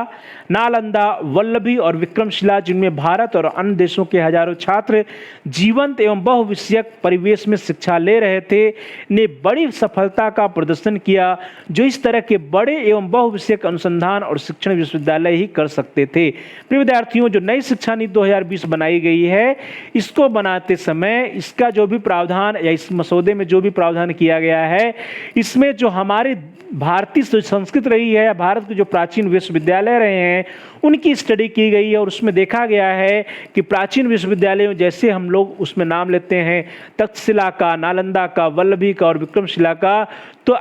ऐसे विश्वविद्यालयों में भारत के साथ साथ विदेशों के भी छात्र, अन्य देशों के हजारों छात्र थे, जो जीवंत और बहुविषयक अर्थात मल्टीडिसिप्लिनरी परिवेश में शिक्षा ले रहे थे। तो वहीं से शिक्षा लेकर के प्रिय विद्यार्थियों, जो मल्टीडिसिप्लिनरी यूनिवर्सिटी या मल्टीडिसिप्लिनरी कॉलेजेस की बात की जा रही है, इसका जो हमको नई शिक्षा नीति 2020 में इनको जो यह बिंदु मिला मल्टीडिसिप्लिनरी यूनिवर्सिटीज का, बहुविषयक विश्वविद्यालय, बहुविषयक संस्थानों का, उसके बारे में इनको जो आइडिया मिला वो कहाँ से मिला, जो भारत के प्राचीन विश्वविद्यालय जैसे तक्षशिला, नालंदा, वल्लभी और विक्रमशिला थे, जहाँ पे भारत और अन्य देशों के हजारों छात्र जीवंत और बहुविषयक परिवेश में शिक्षा ले रहे थे, जिन्होंने बड़ी सफलता का प्रदर्शन किया और जो इस तरह के बड़े एवं बहुविषयक अनुसंधान और शिक्षण विश्वविद्यालय ही कर सकते थे। तो प्रिय विद्यार्थियों, जैसा कि भारत के जो प्राचीन विश्वविद्यालय थे उन विश्वविद्यालयों में बहुविषयक अनुसंधान और शिक्षण का कार्य हो रहा था, वहीं से जो है मोटिवेट होकर के वहीं से शिक्षा लेकर के उन्हीं के आदर्शों पर चलते हुए प्रिय विद्यार्थियों, नई शिक्षा नीति 2020 में यह प्रावधान किया जा रहा है कि आने वाले समय में मल्टी डिसिप्लिनरी यूनिवर्सिटीज या बहुविषयक विश्वविद्यालय, बहुविषयक संस्थानों की स्थापना की जाएगी। प्रिय विद्यार्थियों, इसमें कहा गया है न्यू एजुकेशन पॉलिसी 2020 में कि भारत को बहुमुखी प्रतिभा वाले, योग्य और अभिनव व्यक्तियों को बनाने के लिए इस परंपरा को वापस लाने की आवश्यकता है, जिससे कई देश पहले से ही शैक्षिक और आर्थिक रूप से इस दिशा में परिणत हो रहे हैं। तो ध्यान दीजिएगा प्रिय विद्यार्थियों, जैसा कि प्राचीन काल में हम लोग जान रहे हैं कि जो हमारा देश भारत था वो विश्व गुरु था। हमारे देश में विदेशों के छात्र भी आकर के शिक्षा लेते थे। हमारे देश ने भारत को बहुमुखी प्रतिभा वाले, योग्य और अभिनव व्यक्तियों को बनाने के लिए जो हमारी प्राचीन परंपरा है प्रिय विद्यार्थियों, इस प्राचीन परंपरा को हमें जारी रखना होगा। तो प्राचीन परंपरा को हमें फिर से वापस लाने की आवश्यकता है। और जब प्राचीन परंपरा अर्थात जो प्राचीन विश्वविद्यालयों में जैसी परंपराएं थी, उन परंपराओं को हम वापस लाएंगे अपने नवीन विश्वविद्यालयों में और मल्टी डिसिप्लिनरी इंस्टीट्यूशन या बहुविषयक विश्वविद्यालय, बहुविषयक संस्थानों की स्थापना करेंगे। तो इससे क्या होगा कि हम जो है अपने छात्रों में बहुमुखी प्रतिभा का विकास कर पाएंगे। तो प्रिय विद्यार्थियों, इस तरह से नई शिक्षा नीति में कहा गया कि भारत को बहुमुखी प्रतिभा वाले, योग्य और अभिनव व्यक्तियों को बनाने के लिए जो प्राचीन विश्वविद्यालय की परंपराएं हैं उनको वापस लाने की आवश्यकता है, जिसको कि कई देश पहले से ही शैक्षिक और आर्थिक रूप से इस दिशा में परिणत हो रहे हैं। प्रिय विद्यार्थियों, ध्यान देने वाली बात है कि इस दिशा में, इस डायरेक्शन में अन्य देश जो है पहले से ही कार्य करना प्रारंभ कर चुके हैं। तो हमें क्यों नहीं करना चाहिए? हमें जो हमारे प्राचीन विश्वविद्यालय की परंपराएं थी, जहां पे मल्टी डिसिप्लिनरी एजुकेशन सिस्टम था, बहुविषयक शिक्षा की व्यवस्था थी, तो उसको क्यों ना हम अपने विश्वविद्यालय में, हम अपने उच्च शिक्षा संस्थानों में अपनाएं। तो इसी विद्यार्थियों, इसी तर्ज पर जो है आने वाले समय में नई शिक्षा नीति 2020 के अनुपालन में आने वाले समय में मल्टी डिसिप्लिनरी यूनिवर्सिटीज और मल्टी डिसिप्लिनरी कॉलेजेस की स्थापना होगी, जिसको हम लोग नॉलेज हब्स या जो है multidisciplinary higher education institution की स्थापना की जाएगी। चलो दोस्तों, आगे बढ़ते हैं। अगला जो पॉइंट कहा गया है वो है कि अगर विश्वविद्यालय को परिभाषित करें तो कई तरह के संस्थान होंगे जो शिक्षण और शोध को बराबर महत्व देने वाले होंगे, जैसे शोध गहन विश्वविद्यालय या रिसर्च इंटेंसिव यूनिवर्सिटीज, और ऐसे संस्थान जो गुणवत्तापूर्ण शिक्षा पर अधिक बल देने वाले होंगे परंतु महत्वपूर्ण अनुसंधान का भी संचालन करने वाले होंगे, जैसे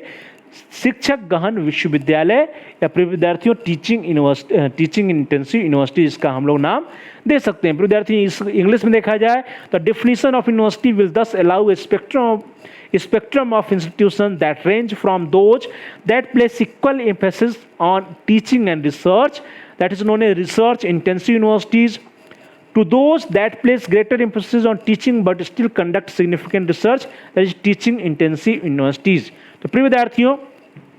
अब जो नई शिक्षा नीति 2020 में जो विश्वविद्यालयों की स्थापना की बात की जा रही है, उसमें उन्होंने कहा कि जो विश्वविद्यालय होंगे प्रिय विद्यार्थियों, यदि उन विश्वविद्यालयों को हम परिभाषित करने का प्रयास करें, उनको हम डिफाइन करें, तो एक ऐसे विश्वविद्यालय होंगे जो शिक्षण और शोध को बराबर महत्व देने वाले होंगे। ध्यान दीजिए, शिक्षण और शोध को बराबर महत्व देने वाले विश्वविद्यालय होंगे, और ऐसे विश्वविद्यालयों को हम बोलेंगे शोध गहन विश्वविद्यालय या रिसर्च इंटेंसिव यूनिवर्सिटीज। प्रिय विद्यार्थियों,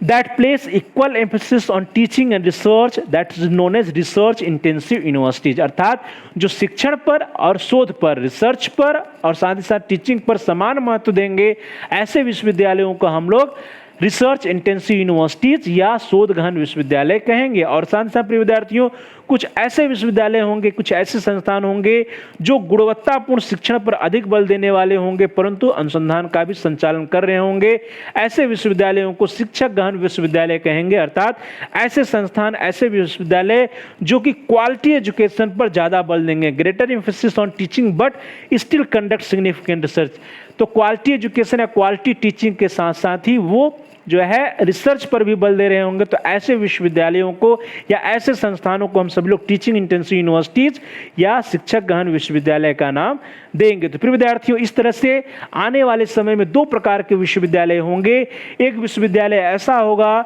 जहां पर शिक्षण और शोध को बराबर महत्व दिया जाएगा, जिनको हम लोग रिसर्च इंटेंसिव यूनिवर्सिटीज या शोध गहन विश्वविद्यालय कहेंगे। और दूसरे प्रकार के जो विश्वविद्यालय होंगे, ऐसे विश्वविद्यालयों में शिक्षण पर अधिक बल होगा, अर्थात शिक्षण के साथ साथ रिसर्च पर भी बल होगा, लेकिन रिसर्च पर कुछ थोड़ा कम बल होगा और शिक्षण पर अधिक बल होगा। तो greater emphasis on teaching but still conduct research, ऐसे यूनिवर्सिटीज को हम सभी लोग टीचिंग इंटेंसिव यूनिवर्सिटीज कहेंगे, क्योंकि यहाँ पर टीचिंग पर या शिक्षण पर अधिक बल होगा। तो ऐसे संस्थान होंगे शिक्षण गहन विश्वविद्यालय या टीचिंग इंटेंसिव यूनिवर्सिटीज। चलिए दोस्तों, आगे बढ़ते हैं। जो अगला है पॉइंट, अगले पॉइंट में कहा जा रहा है कि प्राथमिक तौर पर एक स्वायत्त डिग्री देने वाले कॉलेज उच्चतर शिक्षा के एक बड़े बहुविषयक संस्थान को संदर्भित करेगा जो स्नातक की डिग्री प्रदान करता है और मुख्य रूप से स्नातक शिक्षा पर केंद्रित है। हालांकि यह उस तक ही सीमित नहीं होगा और उसे उस तक सीमित करने की आवश्यकता नहीं है, और यह आमतौर पर एक विशिष्ट विश्वविद्यालय से छोटा होगा। प्रिय विद्यार्थियों, इसी बात को हम लोग इंग्लिश में देखें तो N autonomous degree granting college will refer to a large multidisciplinary institution of higher learning that grants undergraduate degrees and is indeed primarily focused on undergraduate teaching, though it would not be restricted to that and it would generally be smaller than a typical university. तो प्रिय विद्यार्थियों ध्यान दीजिए, यहाँ पर क्या बात की जा रही है। यहाँ पर बात की जा रही है प्रिय विद्यार्थियों ऑटोनॉमस डिग्री ग्रांटिंग कॉलेजेस की। ध्यान दीजिए, यहाँ पे एक ऐसी डिग्री कॉलेज कहा जा रहा है जिसका नाम क्या होगा, ऑटोनॉमस डिग्री ग्रांटिंग कॉलेज, जिसको हम लोग एसी के द्वारा रिप्रेजेंट कर सकते हैं। तो प्राथमिक तौर पर एक स्वायत्त डिग्री देने वाला कॉलेज या ऑटोनॉमस डिग्री ग्रांटिंग कॉलेज होगा। ऐसे उच्चतर शिक्षा के एक बड़े बहुविषयक संस्थान को संदर्भित करेगा जो स्नातक की डिग्री प्रदान करता है और मुख्य रूप से स्नातक शिक्षा पर केंद्रित है। तो ध्यान दीजिए प्रिय विद्यार्थियों, जो ऑटोनॉमस डिग्री ग्रांटिंग कॉलेज होगा वो क्या होंगे, ये जो है स्नातक की डिग्री प्रदान करेंगे, अर्थात ग्रेजुएशन की डिग्री या अंडर ग्रेजुएट डिग्री जो है, ग्रेजुएशन की डिग्री प्रदान करेंगे, स्नातक की डिग्री प्रदान करेंगे, और मुख्य रूप से इनका जो कार्य होगा वो ग्रेजुएशन एजुकेशन या स्नातक शिक्षा पर केंद्रित होगा। तो ध्यान दीजिए प्रिय विद्यार्थियों, जो ऑटोनॉमस डिग्री ग्रांटिंग कॉलेज होंगे इनका जो प्रमुख कार्य होगा वो होगा स्नातक की डिग्री प्रदान करना और मुख्य रूप से स्नातक शिक्षा पर ही केंद्रित होंगे। बहरहाल यहाँ पे एक बात और कही जा रही है कि इनको जो है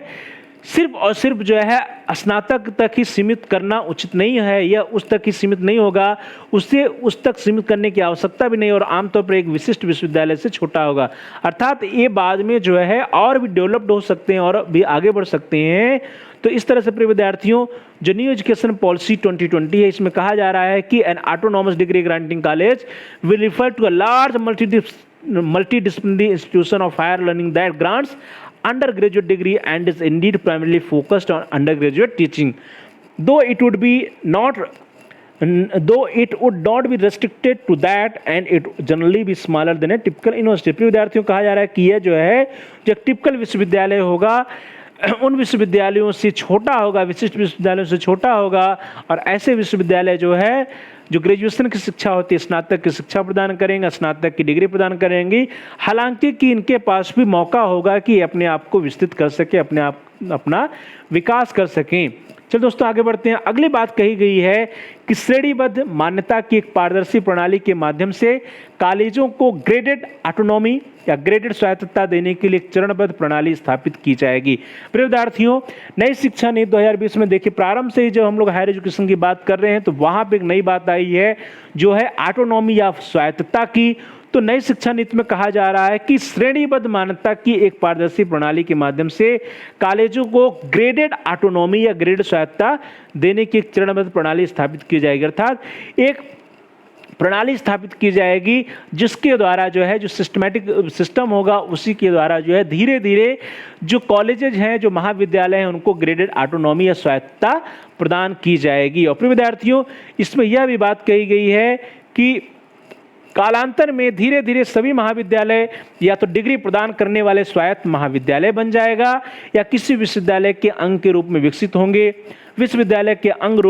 के रूप में वे पूर्ण रूप से उसका हिस्सा होंगे। तो ध्यान दीजिए प्रिय विद्यार्थियों कि जितने महाविद्यालय हैं या डिग्री कॉलेजेस हैं, उनके बारे में एक नई बात यहाँ पे कही गई है कि कालांतर में धीरे धीरे सभी महाविद्यालय अर्थात जितने भी महाविद्यालय हैं वे क्या हो जाएंगे, डिग्री प्रदान करने वाले स्वायत्त महाविद्यालय हो जाएंगे, ऑटोनॉमस डिग्री ग्रांटिंग कॉलेज या ऐसी हो जाएंगे प्रिय विद्यार्थियों। तो इस तरह से जो नई शिक्षा नीति है, इसमें अधिकांश कॉलेजों को ऑटोनॉमस डिग्री ग्रांटिंग कॉलेज या स्वायत्त महाविद्यालय और ऐसे महाविद्यालय जो डिग्री प्रदान करने वाले होंगे, इस तरह से उनको स्वायत्तता प्रदान करके ऑटोनॉमस डिग्री ग्रांटिंग कॉलेज बनाया जाएगा। और किसी विश्वविद्यालय या तो कुछ जो बचेंगे वे किसी विश्वविद्यालय के अंग के रूप में विकसित होंगे और विश्वविद्यालय के अंग के रूप में पूर्ण रूप से उसका हिस्सा होंगे। तो प्रिय विद्यार्थियों ध्यान दीजिएगा कि यहाँ पे जो बात की गई वो बात की गई कि जितने भी महाविद्यालय हैं, कॉलेजेस हैं, उन सभी कॉलेजों को धीरे धीरे जो है हम ऑटोनॉमस या ऑटोनॉमी प्रदान करेंगे और धीरे धीरे वो ऑटोनॉमस डिग्री ग्रांटिंग कॉलेज या स्वायत्त महाविद्यालय बन जाएंगे। और जो ऑटोनॉमस डिग्री कॉलेज नहीं बनेंगे वे क्या होंगे, वे यूनिवर्सिटीज की किसी अंग के रूप में कार्य करेंगे। तो प्रिय विद्यार्थियों, अगर वो चाहें तो उपयुक्त मान्यता के साथ स्वायत्त डिग्री देने वाले कॉलेज अनुसंधान गहन या शिक्षण गहन विश्वविद्यालयों में विकसित हो सकते हैं। ध्यान दीजिए कि जो कॉलेज होंगे प्रिय विद्यार्थियों, ये ऑटोनॉमस कॉलेज दो प्रकार के हो सकते हैं, या तो क्या होंगे, स्वायत्त डिग्री देने वाले अनुसंधान गहन कॉलेज होंगे या शिक्षण गहन विश्वविद्यालयों में विकसित हो सकते हैं। प्रिय विद्यार्थियों, जैसा कि हम लोगों ने पहले चर्चा किया, रिसर्च इंटेंसिव इंस्टीट्यूशन होगा या टीचिंग इंटेंसिव इंस्टीट्यूशन होगा या रिसर्च इंटेंसिव यूनिवर्सिटी या टीचिंग इंटेंसिव यूनिवर्सिटीज के रूप में ऐसे ऑटोनॉमस कॉलेज क्या हो सकते हैं, विकसित हो सकते हैं। तो प्रिय विद्यार्थियों, अगर वो चाहें तो उपयुक्त मान्यता के साथ स्वायत्त डिग्री देने वाले कॉलेज अनुसंधान गहन या शिक्षण गहन विश्वविद्यालयों के रूप में विकसित हो सकते हैं। प्रिय विद्यार्थियों, autonomous degree granting college could evolve into research intensive और teaching intensive universities if they so aspire। तो प्रिय विद्यार्थियों ध्यान दीजिएगा कि यहाँ पर महाविद्यालयों के पास, कॉलेजों के पास ये एक बहुत बड़ा अवसर होगा कि ऑटोनॉमस के होने के साथ साथ एक यूनिवर्सिटीज के रूप में भी विकसित हो सकते हैं और रिसर्च इंटेंसिव यूनिवर्सिटीज या टीचिंग इंटेंसिव यूनिवर्सिटीज के रूप में अपना विकास कर सकते हैं यदि वे चाहें तो। चलिए दोस्तों आगे बढ़ते हैं। इस प्रकार से तीन प्रकारों के संस्थानों का वर्गीकरण एक स्पष्ट और अलग अलग श्रेणियां नहीं है बल्कि एक निरंतरता के साथ है। प्रिय विद्यार्थी, इस तरह से आप देखिए कि यहाँ पे जो संस्थान है वो क्या है, research intensive universities, teaching intensive universities या जो ऑटोनॉमस कॉलेज की बात की जा रही है। विद्यार्थियों, जो भी संस्थान है वे सभी संस्थान, इनका वर्गीकरण एक स्पष्ट और अलग अलग श्रेणियां नहीं बल्कि एक निरंतरता के साथ है। अर्थात जितने भी संस्थान है विद्यार्थियों, सभी एक दूसरे से जुड़े हैं, सभी में कंटिन्यूटी है, सभी एक दूसरे से पूरी तरह से अलग इंस्टीट्यूशन या संस्थान नहीं होंगे। प्रिय विद्यार्थियों, हायर एजुकेशन इंस्टीट्यूशन जो है उनको अपनी योजनाओं, कार्यों और प्रभावशीलता के आधार पर एक श्रेणी से दूसरी श्रेणी में जाने की स्वायत्तता और स्वतंत्रता होगी। तो ध्यान दीजिए प्रिय विद्यार्थियों, जैसा कि हम लोग पहले भी चर्चा कर लिए हैं कि जो महाविद्यालय होंगे या उच्च शिक्षण संस्थान होंगे, उनको अपनी योजनाओं, कार्यों और प्रभावशीलता के आधार पर वे एक श्रेणी से दूसरी श्रेणी में अर्थात ऑटोनॉमस जो है रिसर्च इंटेंसिव या autonomous degree intensive, autonomous teaching intensive university या टीचिंग इंटेंसिव जो इंस्टीट्यूशन से जो है दूसरी श्रेणी में जैसे रिसर्च इंटेंसिव यूनिवर्सिटी में जा सकते हैं या फिर वे जो है ऑटोनॉमस कॉलेज से यूनिवर्सिटीज के रूप में भी प्रमोट हो सकते हैं। तो यह जो है इनके लिए, इनके पास स्वतंत्रता होगी, स्वायत्तता होगी कि वे एक श्रेणी से दूसरी श्रेणी में अपने आप को योजनाओं, कार्यों, प्रभावशीलता के आधार पर प्रमोट कर सकें। प्रिय विद्यार्थियों, इन संस्थाओं को चिन्हित करने के लिए सबसे प्रमुख कार्य उनके लक्ष्यों तथा काम का फोकस होगा। प्रत्यायन प्रणाली दैट इज एक्रेडिटेशन सिस्टम इस प्रकार के संस्थानों के लिए उचित रूप से भिन्न और प्रासंगिक मापदंडों का विकास और उपयोग करेगी। हालांकि सभी प्रकार के संस्थानों में उच्चतर गुणवत्तापूर्ण शिक्षा और शिक्षण अधिगम अपेक्षाएं समान होगी। तो प्रिय विद्यार्थियों ध्यान दीजिए कि यहाँ पे कहा जा रहा है कि जो भी संस्थान है उनको चिन्हित करने के लिए सबसे प्रमुख कार्य उनके लक्ष्यों तथा काम का फोकस होगा। अर्थात जो भी महाविद्यालय है, कॉलेज है या उच्च शिक्षा संस्थान, उनके लक्ष्य क्या है, उनके काम क्या है, उस पर फोकस करके जो प्रत्यायन प्रणाली या एक्रेडिटेशन सिस्टम है, इस प्रकार के संस्थानों के लिए उचित रूप से भिन्न और प्रासंगिक मापदंड का विकास करेंगी और उन्हीं का उपयोग करके उनको एक श्रेणी से दूसरी श्रेणी में प्रमोट कर सकती हैं। जबकि जितने भी हायर एजुकेशन इंस्टीट्यूशन होंगे सभी में उच्चतर गुणवत्तापूर्ण शिक्षा और शिक्षण अधिगम की अपेक्षाएं समान होगी। अर्थात सभी संस्थानों से यह अपेक्षा होगी कि उनके यहाँ उच्चतर गुणवत्तापूर्ण शिक्षा और शिक्षण अधिगम का कार्य चलिए दोस्तों आगे बढ़ते हैं। अगला पॉइंट है कि उच्चतर शिक्षा संस्थान अन्य महत्वपूर्ण जिम्मेदारियां भी निभाएंगी। वे कौन कौन सी जिम्मेदारियां हो सकती हैं विद्यार्थियों कि उच्चतर शिक्षा संस्थान जो है वो अन्य उच्चतर शिक्षा संस्थान को विकसित और स्थापित करने में अपना सहयोग प्रदान कर सकती हैं। साथ ही साथ जो सामुदायिक सहभागिता और सेवा कार्यप्रणाली के विभिन्न क्षेत्रों में अपना योगदान दे सकती हैं। उच्चतर शिक्षा प्रणाली के लिए प्राध्यापकों की योग्यता का विकास और स्कूली शिक्षा में योगदान दे सकती हैं, जिन्हें वे उपयुक्त संसाधनों, प्रोत्साहनों और संरचनाओं को मुहैया करने के माध्यम से निर्वहन करेंगे। तो प्रिय विद्यार्थियों ध्यान दीजिएगा कि यहाँ पर सीधे सीधे कहा जा रहा है कि जो उच्चतर शिक्षा संस्थान है उनके पास जो टीचिंग और रिसर्च के अलावा अन्य महत्वपूर्ण भी जिम्मेदारियां होंगी। वे कौन कौन सी जिम्मेदारियां हो सकती हैं, जैसे कि अन्य उच्चतर शिक्षा संस्थान को विकसित करने और स्थापित करने में जो संस्थान वे मदद करेंगी। जो कम्युनिटी पार्टिसिपेशन है, जो सर्विस की बात आती है, सामुदायिक सहभागिता और सेवा में भी वो अपना योगदान करेंगी। कार्य प्रणाली के विभिन्न क्षेत्रों में अपना योगदान करेंगी। उच्चतर शिक्षा प्रणाली के लिए जो प्राध्यापक हैं उनकी योग्यता का विकास करने में वे अपना योगदान करेंगी। स्कूली शिक्षा में योगदान करने में अपना योगदान करेंगी और साथ साथ उपयुक्त संसाधनों, प्रोत्साहनों और संरचनाओं को मुहैया कराने के माध्यम से वे अन्य जो जिम्मेदारियां होंगी उनका निर्वहन करेंगी। चलिए दोस्तों आगे बढ़ते हैं। अगला पॉइंट है कि 2040 तक सभी वर्तमान उच्चतर शिक्षा संस्थानों का उद्देश्य अपने आप को बहुविषयक संस्थानों के रूप में स्थापित करना होगा। मल्टी डिसिप्लिन इंस्टीट्यूशन की बात आ रही है विद्यार्थियों। तो जैसा कि हम लोग प्रारंभ से ही चर्चा कर रहे हैं कि नई शिक्षा नीति 2020 में मल्टी डिसिप्लिन को या बहुविषय को, मल्टी डिसिप्लिन इंस्टीट्यूशन या बहुविषयक संस्थानों पे बहुत अधिक जोर है। तो यहाँ पे नई शिक्षा नीति 2020 में कहा जा रहा है कि 2040 तक सभी वर्तमान उच्चतर शिक्षा संस्थानों या हायर एजुकेशन इंस्टीट्यूशन को का उद्देश्य अपने आप को बहुविषयक या मल्टी डिसिप्लिन इंस्टीट्यूशन के रूप में स्थापित करना होगा। तो ध्यान दीजिए कि जितने भी हायर एजुकेशन इंस्टीट्यूशन हैं सभी इंस्टीट्यूशन को बहुविषयक संस्थानों या मल्टी डिसिप्लिनरी इंस्टीट्यूशन के रूप में स्थापित करना अनिवार्य होगा 2040 तक। चलिए दोस्तों आगे बढ़ते हैं। बुनियादी ढांचे और संस्थानों के इष्टतम उपयोग के लिए जीवंत बहुविषयक समुदायों के निर्माण के लिए हजारों की संख्या में छात्र नामांकन होंगे। प्रिय विद्यार्थियों, जो मल्टी डिसिप्लिन इंस्टीट्यूशन या बहुविषयक संस्थान की बात की जा रही है तो उसमें कहा जा रहा है कि बुनियादी ढांचे और संसाधनों के इष्टतम उपयोग के लिए और साथ ही साथ जीवंत बहुविषयक समुदायों के निर्माण के लिए हजारों की संख्या में छात्रों का नामांकन जो है इन बहुविषयक संस्थानों में होगा। चूंकि प्रिय विद्यार्थियों जो ये बहुविषयक संस्थान की स्थापना की बात की जा रही है, इस संस्थान में बहुत ही अधिक समय लगेगा। चूंकि इस प्रक्रिया में समय लगेगा इसलिए सभी उच्चतर शिक्षा संस्थान सबसे पहले 2030 तक बहुविषयक संस्थान बनने की योजना बनाएंगे और फिर धीरे धीरे छात्रों की नामांकन संख्या वांछित स्तर तक बढ़ाएंगे। तो ध्यान दीजिएगा प्रिय विद्यार्थियों, यहाँ पे एक नई बात की जा रही है कि 2030 तक अर्थात 2030 तक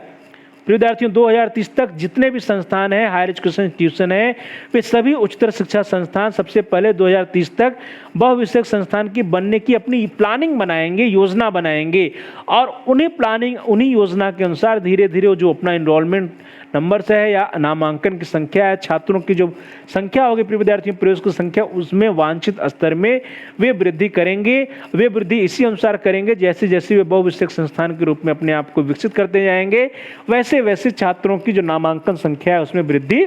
करते जाएंगे। चलो दोस्तों आगे बढ़ते हैं। अगली बात कही गई है कि वंचित क्षेत्रों में पूर्ण उपलब्धता, न्याय संगतता और समावेश के लिए उचित संख्या में उच्चतर शिक्षा संस्थान स्थापित और विकसित किए जाएंगे। प्रिय विद्यार्थियों, more higher education institution shall be established and developed in undeserved regions to ensure full access, equity and inclusion. तो प्रिय विद्यार्थियों ध्यान दीजिए, यहाँ पर फिर से बात की गई है एक्सेस, इक्विटी एंड इंक्लूजन्स की। अर्थात प्रिय विद्यार्थियों, जो उपलब्धता, न्यायसंगतता और समावेश की बात हम लोग करते हैं, तो उपलब्धता, न्यायसंगतता और समावेश के लिए क्या करना होगा? उचित संख्या में उच्च शिक्षा संस्थानों को स्थापित और विकसित करने का प्रावधान नई शिक्षा नीति के द्वारा किया गया है कि वंचित क्षेत्रों में पूर्ण उपलब्धता, न्यायसंगतता और समावेश के लिए, that is for full access, equity and inclusion के लिए उचित संख्या में उच्चतर शिक्षा संस्था स्थापित और विकसित किए जाएंगे। अर्थात और नए नए हायर एजुकेशन इंस्टीट्यूशन की स्थापना, एस्टेब्लिशमेंट और उनका विकास जो है, जो ऐसे एरियाज हैं, अनडिजर्व्ड रीजन्स हैं, वहां पर किया जाएगा। प्रिय विद्यार्थियों, 2030 तक प्रत्येक जिले में या उसके समीप कम से कम एक बड़ा बहुविषयक उच्चतर शिक्षा संस्थान होगा। They shall be by 2030 be at least one large multidisciplinary higher education institution in और नियर एवरी डिस्ट्रिक्ट। ध्यान दीजिएगा प्रिय विद्यार्थियों कि नई शिक्षा नीति 2020 में जो प्रावधान किया गया है, उन प्रावधानों के अनुसार 2030 तक 2030 तक प्रत्येक जिले में या उसके समीप प्रिय विद्यार्थियों कम से कम एक बड़ा बहुविषयक उच्चतर शिक्षा संस्थान होगा। अर्थात they shall be by 2030 be at least one large multidisciplinary higher education institution in और नियर एवरी डिस्ट्रिक्ट। तो प्रिय विद्यार्थियों, इस तरह से प्रत्येक जो है जिले में या प्रत्येक जिले के आसपास जो है कोई न कोई एक बड़ा जो है बहुविषयक उच्चतर शिक्षा संस्थान या मल्टीडिसिप्लिनरी हायर एजुकेशन इंस्टीट्यूशन की स्थापना 2030 तक हो जाएगी। श्रेष्ठ गुणवत्तापूर्ण उच्चतर शिक्षा संस्थान सार्वजनिक और निजी दोनों को विकसित करने की दिशा में ठोस कदम उठाए जाएंगे, जिनके निर्देश का माध्यम स्थानीय भारतीय भाषाओं या द्विभाषिक होगा। हाई क्वालिटी प्रोग्राम्स इन लोकल इंडियन लैंग्वेज और बायलिंगुअली। प्रिय विद्यार्थियों, ध्यान दीजिए कि यहाँ पर हायर एजुकेशन सिस्टम के बारे में बहुत बड़ी बात कही जा रही है कि श्रेष्ठ गुणवत्तापूर्ण उच्चतर शिक्षा संस्थान सार्वजनिक और निजी दोनों को विकसित करने की दिशा में ठोस कदम उठाए जाएंगे। पहली बात तो यह है कि क्वालिटेटिव एजुकेशन प्रदान करने के लिए जो क्वालिटेटिव हायर एजुकेशन के जो संस्थान इंस्टीट्यूशन है, वो चाहे पब्लिक हो अर्थात सार्वजनिक हो या फिर प्राइवेट इंस्टीट्यूशन हो, निजी इंस्टीट्यूशन हो, सभी को विकसित करने की दिशा में ठोस कदम उठाए जाएंगे। और जो दूसरी बात की गई प्रिय विद्यार्थियों, यह है कि जहां पर जो इंस्ट्रक्शन का या निर्देश का माध्यम होगा वो क्या होगा? स्थानीय भाषा होगी या भारतीय भाषा होगी या बाइलिंगुअल होगा, द्विभाषिक होगा। तो यहाँ पर एक बहुत बड़ी बात की गई प्रिय विद्यार्थियों कि जो मीडियम ऑफ इंस्ट्रक्शन होगा, जो प्रिय विद्यार्थियों निर्देश का माध्यम होगा इन मल्टीडिसिप्लिनरी यूनिवर्सिटीज में, वो क्या होगा? या तो इंडियन लैंग्वेज होगा, लोकल लैंग्वेज होगा या बायलिंगुअल होगा। तो प्रिय विद्यार्थियों, ये बहुत बड़ी बात है। नई शिक्षा नीति में इसकी सबसे बड़ी विशेषता तो यही है कि यहाँ पर शिक्षा में जो बल दिया गया है, जो शिक्षा में जो मीडियम ऑफ इंस्ट्रक्शन की बात की गई है, वो लोकल या इंडियन लैंग्वेज की बात की गई है। चलो दोस्तों आगे बढ़ते हैं। इसका उद्देश्य सकल नामांकन अनुपात को 2018 में 26.3% से बढ़ाकर वर्ष 2035 तक 50% करना होगा। प्रिय विद्यार्थी, यहाँ पे एक बहुत बड़ी बात है कि जो अभी तक हायर एजुकेशन की बात करते हैं, तो हायर एजुकेशन में जो ग्रॉस एनरोलमेंट रेशियो है प्रिय विद्यार्थियों, जिसको हम सभी लोग सकल नामांकन अनुपात कहते हैं, तो 2018 में प्रिय विद्यार्थियों जो कि 26.3% से आसपास है, वहां पे एक लक्ष्य बनाया गया है कि 2035 तक हमको इस ग्रॉस एनरोलमेंट रेशियो को या जीईआर को 50% तक करना होगा। तो प्रिय विद्यार्थियों,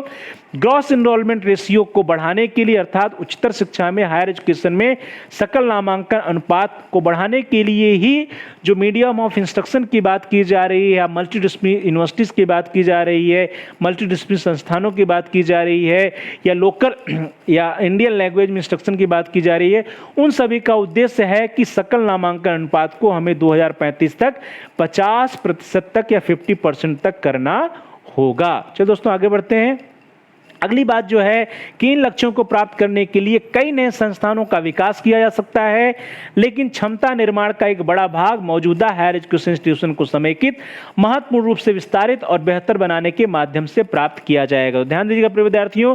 कि कहा जा रहा है कि जब हम लोग बात कर रहे हैं कि 2035 तक 50% जो है जीईआर या ग्रॉस एनरोलमेंट रेशियो होगा, तो इन लक्ष्यों को प्राप्त करने के लिए तो कई नए संस्थानों का विकास करना होगा, अर्थात कई नए हायर एजुकेशन इंस्टीट्यूशन उच्चतर शिक्षा के संस्थान को खोलना होगा। और साथ ही साथ प्रिय विद्यार्थियों, जो वर्तमान में हायर एजुकेशन इंस्टीट्यूशन है,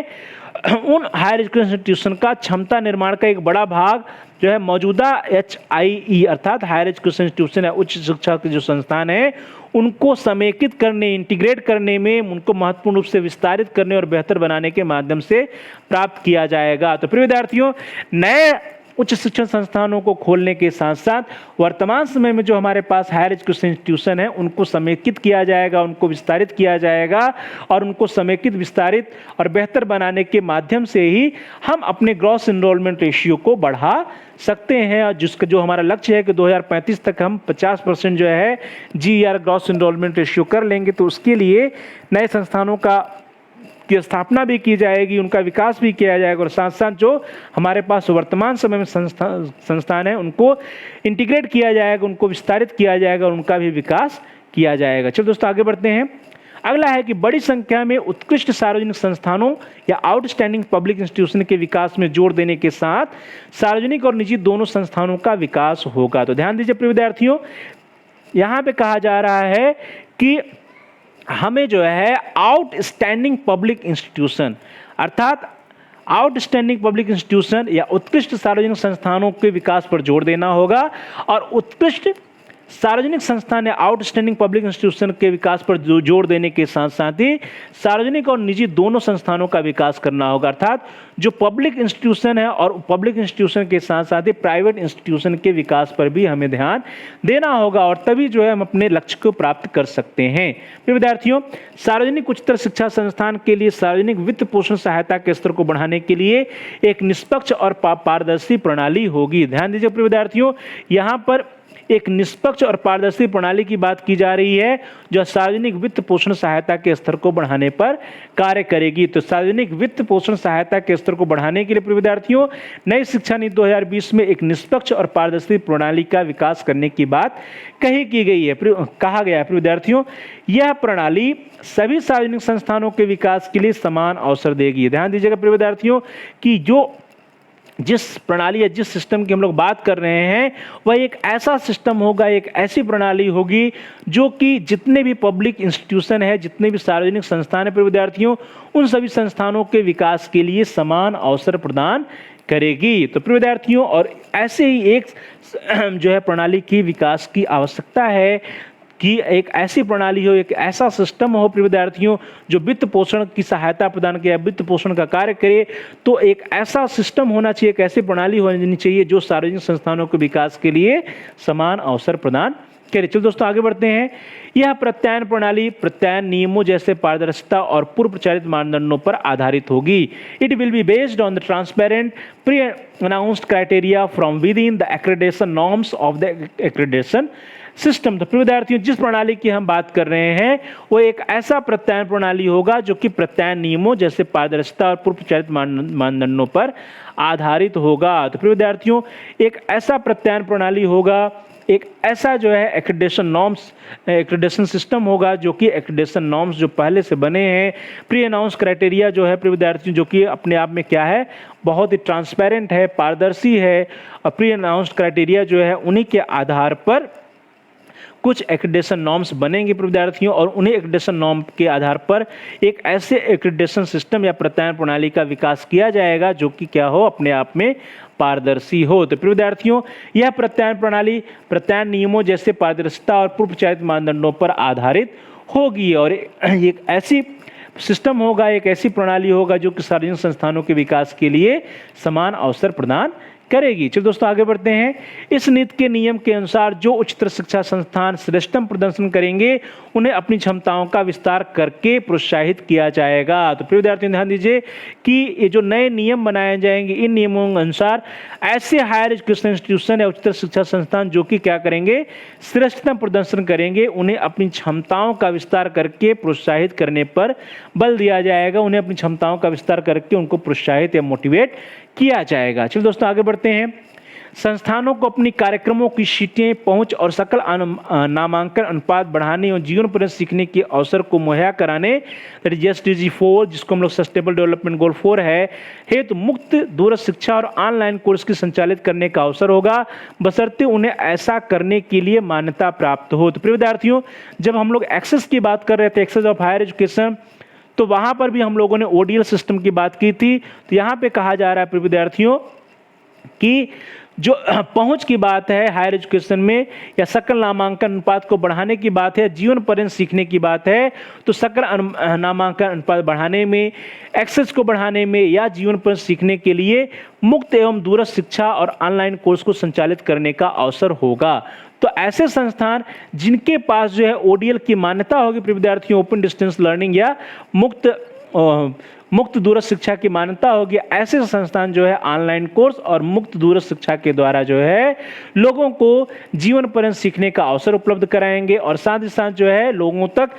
हायर एजुकेशन और उच्चतर शिक्षा की पहुंच को बढ़ाएंगे और इसी के साथ ही जो सकल नामांकन अनुपात है उसको भी बढ़ाने में मदद करेंगे। सभी मुक्त दूरस्थ शिक्षा कार्यक्रमों और उनके घटक के किसी भी डिप्लोमा या डिग्री की मानक और गुणवत्ता हायर एजुकेशन इंस्टीट्यूशन के परिसर में संचालित उच्चतम गुणवत्ता कार्यक्रमों के समतुल्य होंगे। ध्यान दीजिएगा प्रिय विद्यार्थियों कि जितने भी हायर एजुकेशनल इंस्टीट्यूशन हैं जिनके पास जो है मुक्त और दूरस्थ शिक्षा का जिनके पास मान्यता होगी ओपन डिस्टेंस लर्निंग की, ऐसे संस्थानों के मुक्त दूरस्थ शिक्षा कार्यक्रमों के कोई भी डिप्लोमा या डिग्री जो होगा उसकी मानक और गुणवत्ता हायर एजुकेशन इंस्टीट्यूशन के परिसर में संचालित उच्चतम गुणवत्ता कार्यक्रमों के समतुल्य होंगे। अर्थात किसी कॉलेज या किसी यूनिवर्सिटीज के द्वारा जहां पर कि जो है ओपन डिस्टेंस लर्निंग की मान्यता है, तो ओपन डिस्टेंस लर्निंग की मान्यता या ओपन डिस्टेंस के माध्यम से जो भी डिग्री या डिप्लोमा ली जाएगी उसकी मान्यता हुबहू उतनी होगी जो उस संस्थान है, उस महाविद्यालय, उस कॉलेज या उस विश्वविद्यालय के रेगुलर मोड से जो कार्यक्रम चलाए जा रहे हैं उनकी गुणवत्ता के समान या उनके कार्यक्रमों की गुणवत्ता के समान ही मुक्त दूरस्थ शिक्षा के कार्यक्रमों की डिप्लोमा या डिग्री के मानक या गुणवत्ता मानी जाएगी होगी। चलिए दोस्तों आगे बढ़ते हैं। ओडीएल के लिए मान्यता प्राप्त बेहतरीन संस्थानों को उच्चतर गुणवत्ता वाले ऑनलाइन कोर्स विकसित करने के लिए प्रोत्साहित किया जाएगा और उनकी सहायता की जाएगी। तो प्रिय विद्यार्थियों ध्यान दीजिए कि हाई क्वालिटी ऑनलाइन कोर्सेज को विकसित करने के लिए जो भी ओपन डिस्टेंस लर्निंग इंस्टीट्यूशन है, ऐसे संस्थान जो बेहतर संस्थान हैं, उन संस्थानों में उच्चतर गुणवत्ता वाले ऑनलाइन कोर्स या हाई क्वालिटी ऑनलाइन कोर्स विकसित करने के लिए प्रोत्साहित किया जाएगा और साथ साथ उनकी सहायता भी की जाएगी। ऐसे गुणवत्तापूर्ण ऑनलाइन कोर्सों को हायर एजुकेशन इंस्टीट्यूशन के पाठ्यक्रमों के साथ समन्वित किया जाएगा और इस प्रकार के पाठ्यक्रमों के मिश्रित स्वरूपों को वरीयता दी जाएगी। प्रिय विद्यार्थियों हम लोग हमेशा ब्लेंडेड लर्निंग अप्रोच की बात करते हैं, तो यहाँ पे भी देखिए ब्लेंडेड लर्निंग अप्रोच की चर्चा की जा रही है कि ऐसे गुणवत्तापूर्ण ऑनलाइन कोर्सों को हायर एजुकेशन इंस्टीट्यूशन के पाठ्यक्रमों के साथ समन्वित किया जाएगा और इस प्रकार के पाठ्यक्रमों को मिश्रित स्वरूपों में को वरीयता दी जाएगी। तो प्रिय विद्यार्थी इस तरह से ऑनलाइन कोर्स जो है उनको भी वरीयता दी जाएगी, एज ए ब्लेंडेड प्रोग्राम या मिश्रित स्वरूपों के रूप में उनको मान्यता दी जाएगी। अगला है विद्यार्थियों की एक ही स्ट्रीम वाले संस्थानों को समय के साथ जीवंत बहुविषयक संस्थानों या बहुविषयक हायर एजुकेशन इंस्टीट्यूट क्लस्टर के अंग के रूप में चरणबद्ध तरीके से परिवर्तित किया जाएगा, जिन्हें उच्चतर गुणवत्ता बहुविषयक और अंतर विषयक शिक्षण और अनुसंधान के लिए सक्षम और प्रोत्साहित किया जाएगा। प्रिय विद्यार्थियों जैसा कि हम सभी लोग जब समस्या की बात कर रहे थे तो समस्याओं में हम लोगों ने देखा था कि कुछ ऐसे संस्थान हैं जहां पर सिर्फ और सिर्फ किसी एक ही स्ट्रीम की पढ़ाई या शिक्षा होती है। तो प्रिय विद्यार्थियों नई शिक्षा नीति 2020 में प्रावधान किया गया है कि एक ही स्ट्रीम वाले संस्थानों को समय के साथ जीवंत और बहुविषयक संस्थानों में परिवर्तित किया जाएगा। प्रिय विद्यार्थियों समय के साथ जीवंत बहुविषयक संस्थानों या बहुविषयक हायर एजुकेशनल इंस्टीट्यूट क्लस्टर के अंग के रूप में चरणबद्ध तरीके से परिवर्तित किया जाएगा। अर्थात ऐसे संस्थानों को जहां पर सिर्फ एक ही विषय चलता है, एक ही स्ट्रीम चलता है, ऐसे संस्थानों को जो है मल्टीडिसिप्लिनरी क्लस्टर्स या मल्टीडिसिप्लिनरी यूनिवर्सिटीज़ के रूप में, मल्टीडिसिप्लिनरी कॉलेजेस के रूप में उनका चरणबद्ध तरीके से विकास किया जाएगा, जिन्हें उच्चतर गुणवत्ता बहुविषयक और अंतर विषयक शिक्षण और अनुसंधान के लिए सक्षम और प्रोत्साहित किया जाएगा और उनको प्रिय विद्यार्थियों मल्टीडिसिप्लिनरी एजुकेशन के साथ साथ मल्टीडिसिप्लिनरी रिसर्च के लिए भी प्रोत्साहित किया जाएगा आने वाले समय में। इसको यदि इंग्लिश में देखा जाए प्रिय विद्यार्थियों तो single stream higher education institution will be phased out over a time, अर्थात ऐसे संस्थान जहां पर सिर्फ और सिंगल स्ट्रीम में उनको क्या किया जाएगा, फेज्ड आउट किया जाएगा, उनको खत्म किया जाएगा और उनके स्थान पर and will all move towards becoming vibrant multidisciplinary institution और parts of multidisciplinary higher education cluster. ध्यान दीजिए कि वे या तो मल्टीडिसिप्लिनरी इंस्टीट्यूशन बन जाएंगे या किसी vibrant multidisciplinary higher education clusters के पार्ट्स के रूप में कार्य करेंगे in order to enable and encourage high quality multidisciplinary cross disciplinary teaching and research across fields, जिससे कि ऐसे संस्थानों में उच्च गुणवत्ता वाले बहुविषयक या मल्टीडिसिप्लिनरी कोर्स को संचालित किया जा सके और साथ साथ क्रॉस डिसिप्लिनरी टीचिंग और रिसर्च को भी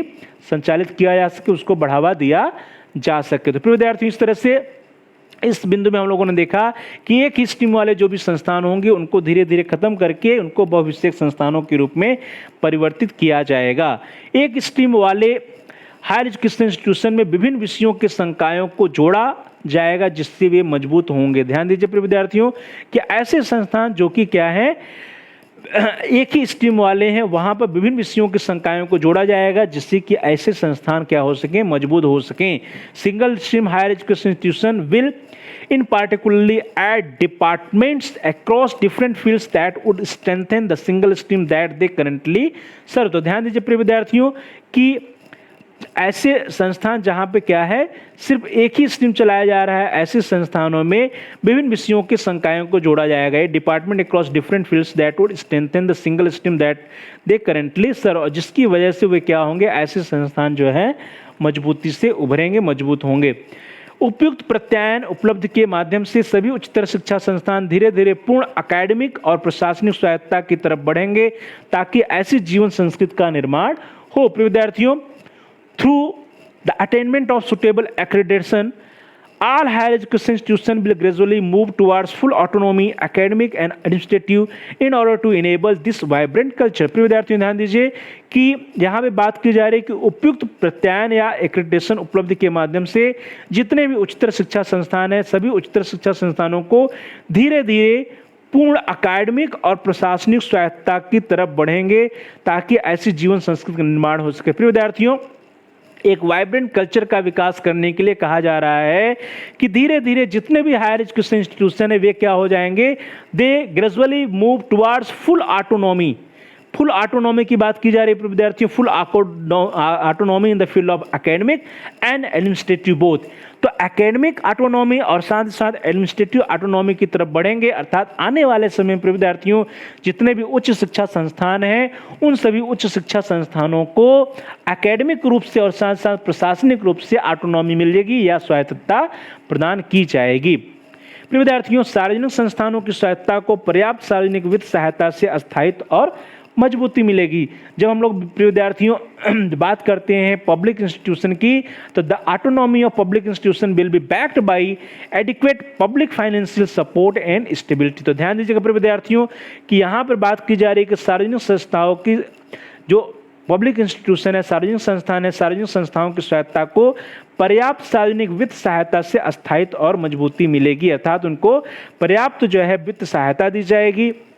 जिससे उनको स्थायित्व और मजबूती मिल सके। The autonomy of public institution will B backed by adequate public financial support and stability. तो विद्यार्थियों, पब्लिक फाइनेंशियल सपोर्ट और स्टेबिलिटी के द्वारा उनको जो है ऑटोनॉमी या स्वायत्तता प्रदान की जाएगी। चलो दोस्तों आगे बढ़ते हैं। निजी संस्थान जो सार्वजनिक हित के लिए उच्चतर गुणवत्ता समतापूर्ण शिक्षा के लिए प्रतिबद्ध हैं उन्हें भी प्रोत्साहित किया जाएगा। ध्यान दीजिए प्रिय विद्यार्थियों कि private institution with a public spirited commitment to high quality equitable education will be encouraged and treated on par. प्रिय विद्यार्थियों, ऐसे संस्थान, ऐसे निजी संस्थान, ऐसे प्राइवेट इंस्टीट्यूशन जो सार्वजनिक हित के लिए उच्चतर गुणवत्ता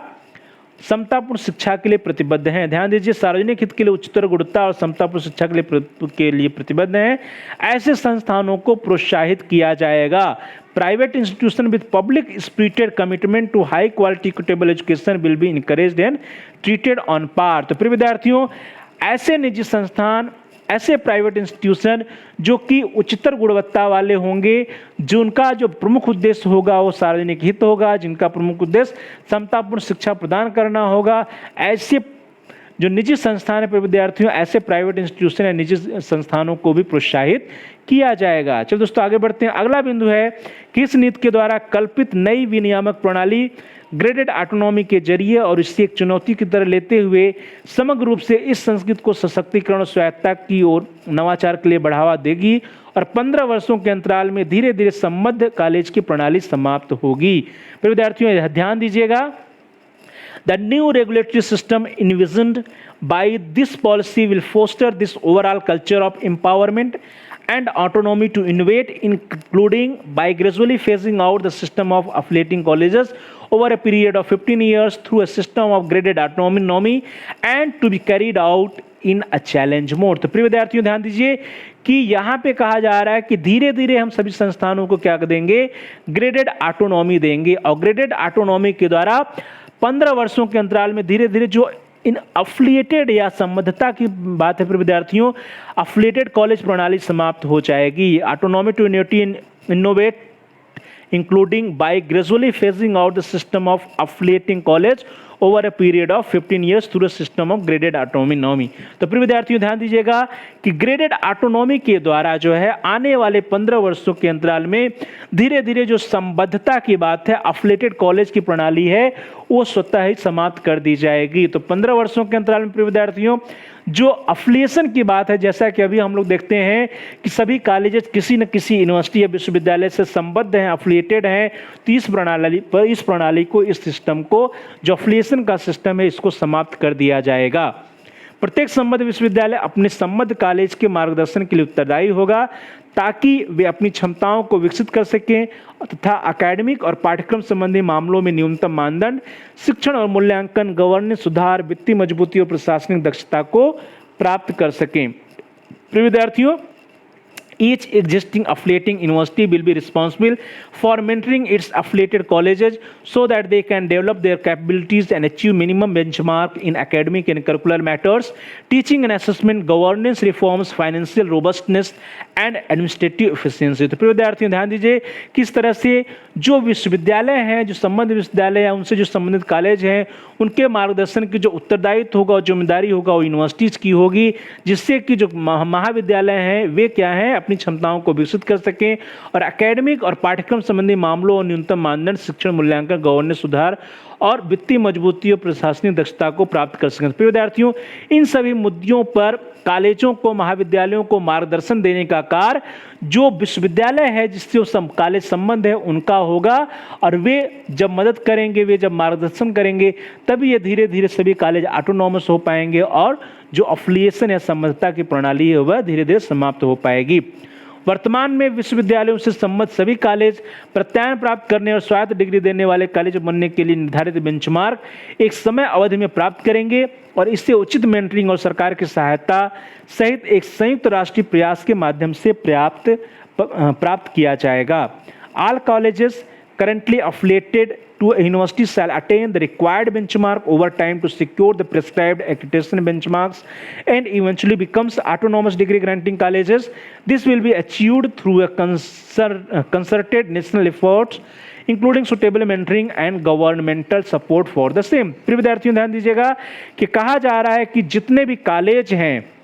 वर्तमान में विश्वविद्यालय से संबंधित जितने भी कॉलेज हैं वे प्रत्यायन प्राप्त करने और स्वायत्त डिग्री देने वाले कॉलेज बनने के लिए जो भी निर्धारित बेंचमार्क है उनको धीरे धीरे एक समय अवधि में प्राप्त करेंगे। जैसा कि कहा गया है कि 15 वर्षों में सभी जो अफिलिएशन की प्रणाली है उसको समाप्त कर दिया जाएगा। तो फिर विद्यार्थियों धीरे धीरे सभी कॉलेज जो है स्वायत्त डिग्री देने वाले कॉलेज बनने के लिए निर्धारित बेंचमार्क को जो एक समय अवधि के अंदर प्राप्त करेंगे और इससे उचित और मेंटरिंग और सरकार के सहयोग सहित एक संयुक्त राष्ट्रीय प्रयास के माध्यम से प्राप्त किया जाएगा। अर्थात जो सरकारी सहायता है, सरकार के सहयोग के द्वारा सभी कॉलेजों में जो है निर्धारित बेंचमार्क को एक समय अवधि के अंदर प्राप्त कराया जाएगा और जो अफिलिएशन की प्रणाली है यूनिवर्सिटी से उसको धीरे धीरे समाप्त कर दिया जाएगा। चलो दोस्तों आगे बढ़ते हैं। अगला पॉइंट है कि समूचे उच्चतर शिक्षा क्षेत्र का लक्ष्य एक एकीकृत उच्चतर शिक्षा प्रणाली में बनना होगा जिसमें व्यावसायिक और पेशेवर शिक्षा शामिल हो। प्रिय विद्यार्थियों, the overall higher education sector will aim to be integrated into one unified higher education system including professional and vocational education. ध्यान दीजिएगा प्रिय विद्यार्थियों, यहाँ पे कहा जा रहा है कि जो भी हायर एजुकेशन है, ओवरऑल हायर एजुकेशन या समूचे उच्चतर शिक्षा का क्षेत्र का लक्ष्य एक एकीकृत उच्चतर शिक्षा प्रणाली में बनना होगा। अर्थात the overall higher education sectors will aim to be integrated into one unified higher education system. तो प्रिय विद्यार्थियों, एक एकीकृत उच्चतर शिक्षा प्रणाली या one unified higher education system के रूप में विकसित करने का उद्देश्य ही जो है इस शिक्षा नीति का है, जिसके अंतर्गत जिसमें सभी व्यावसायिक और पेशेवर शिक्षा शामिल होंगे। अर्थात it includes professional and vocational education both. फिर विद्यार्थियों, इस तरह से समूचे उच्चतर शिक्षा के क्षेत्र का लक्ष्य एक एकीकृत उच्चतर शिक्षा प्रणाली में बनना होगा, अर्थात धीरे धीरे जो है एक यूनिफाइड हायर एजुकेशन सिस्टम का विकास किया जाएगा, जिसके अंतर्गत समस्त व्यावसायिक और पेशेवर शिक्षा प्रणाली अर्थात प्रोफेशनल और वोकेशनल एजुकेशन भी सम्मिलित होगा। प्रिय विद्यार्थियों, यह नीति और इसका दृष्टिकोण वर्तमान में हायर एजुकेशन इंस्टीट्यूशन के सभी स्ट्रीम्स पर समान रूप से लागू होंगे, जो अंततः उच्चतर शिक्षा की एक अनुकूल पारिस्थितिकी में विलय हो जाएंगे। प्रिय विद्यार्थियों, this policy and its approach will be equally applicable to all higher education institution across all current streams which would eventually merge into one coherent ecosystem of higher education system। ध्यान दीजिएगा प्रिय विद्यार्थियों, यहाँ पे एक बहुत बड़ी बात कही जा रही है कि जो ये नीति है कि धीरे धीरे समझता समाप्त करने वाली,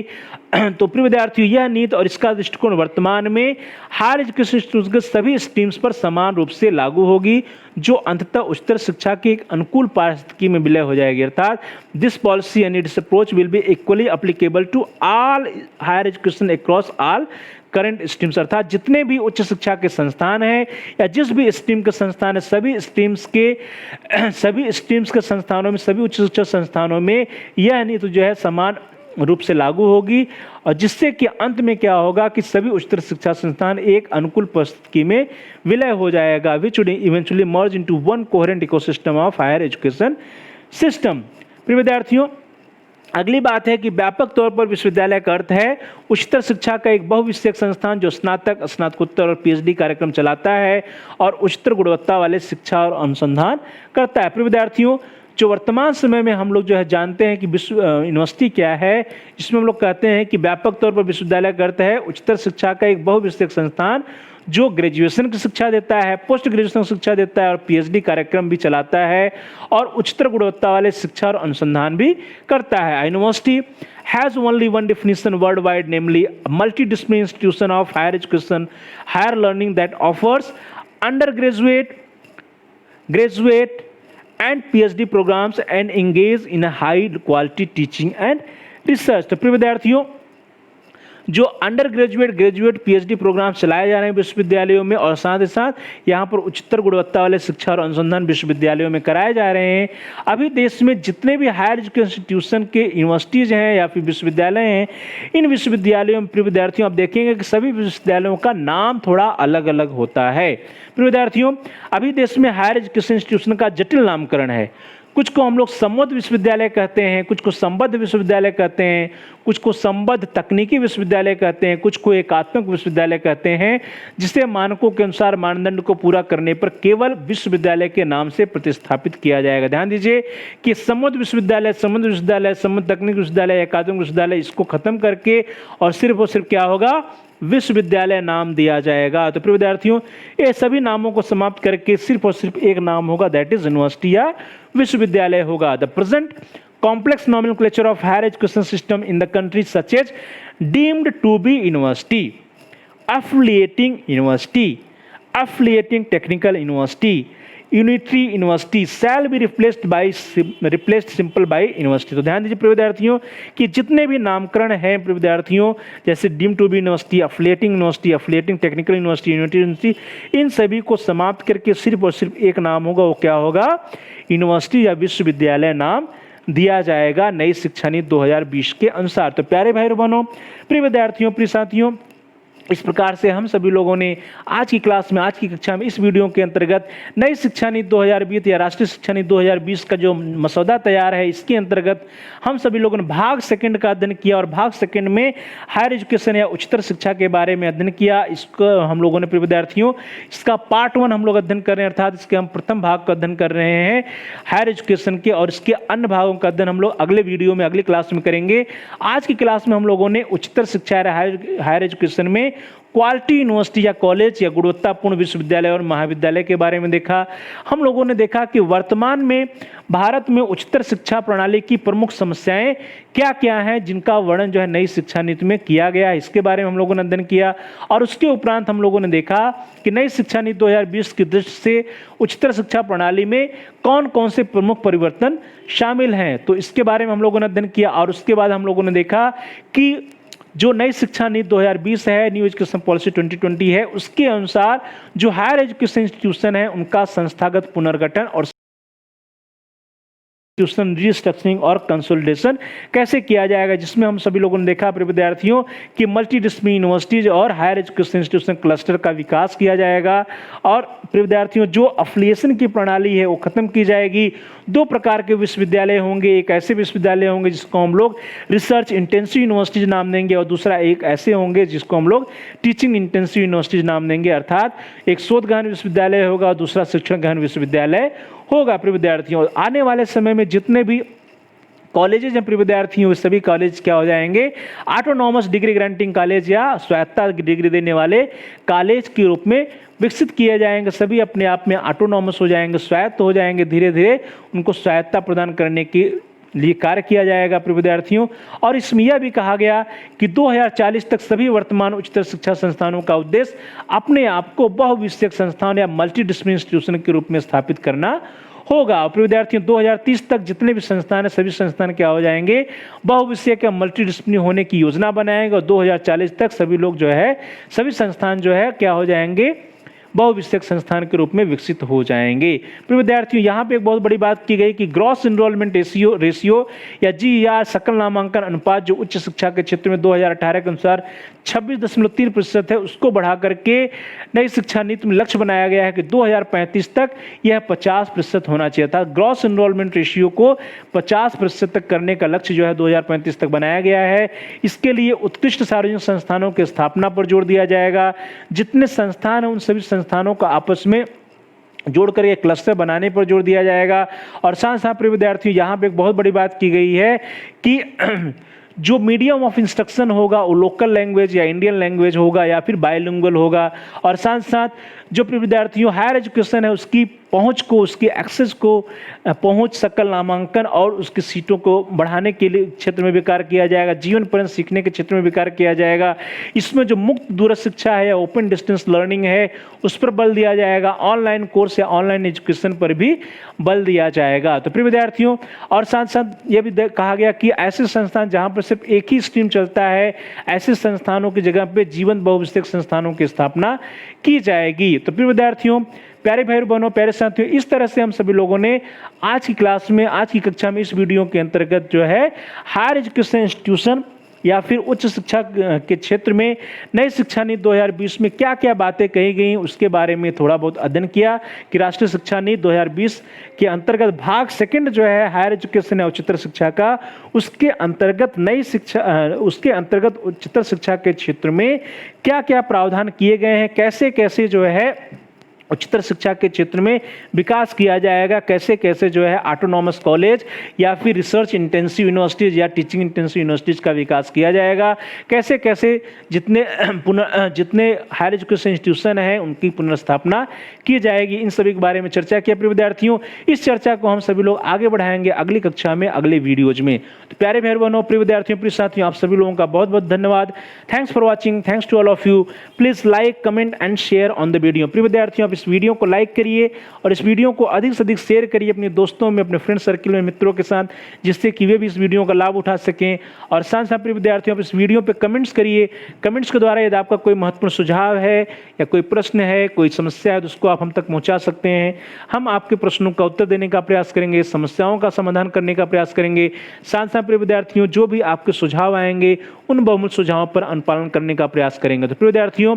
please like, share and comment on the video, also subscribe the channel. आप सभी प्यारे भाई बहनों में से, प्रिय विद्यार्थियों, प्रिय साथियों में से जिन लोगों ने चैनल को सब्सक्राइब नहीं किया है, कृपया आप चैनल को सब्सक्राइब कर लीजिए, जिससे कि आप अपने कोर्स से रिलेटेड अपनी आवश्यकता के अनुसार, अपने इंटरेस्ट के अकॉर्डिंग सभी वीडियोज को प्ले लिस्ट में जाकर के आसानी से सर्च करके देख पाएं। इसके लिए जरूरी है कि आप चैनल को सब्सक्राइब कर लीजिए। और साथ साथ प्रिय विद्यार्थियों, जहां सब्सक्राइब लिखा है वहां पर आप अपनी स्क्रीन पर देखिए कि घंटी का आकार बना है, बेल का आइकन बना है। यदि वह लाल है, रेड है, तो उसको प्रेस करिए। उसको प्रेस करने पर कुछ ऑप्शंस आएंगे, उन ऑप्शंस में से आप ऑल के ऑप्शन को सिलेक्ट करिए। इससे यह होगा कि आपके कोर्स से रिलेटेड जितने भी नए वीडियोस आएंगे उनकी सूचना, उसकी इंफॉर्मेशंस, नोटिफिकेशंस आपको समय समय से मिल जाएगी और आपका कोई भी वीडियो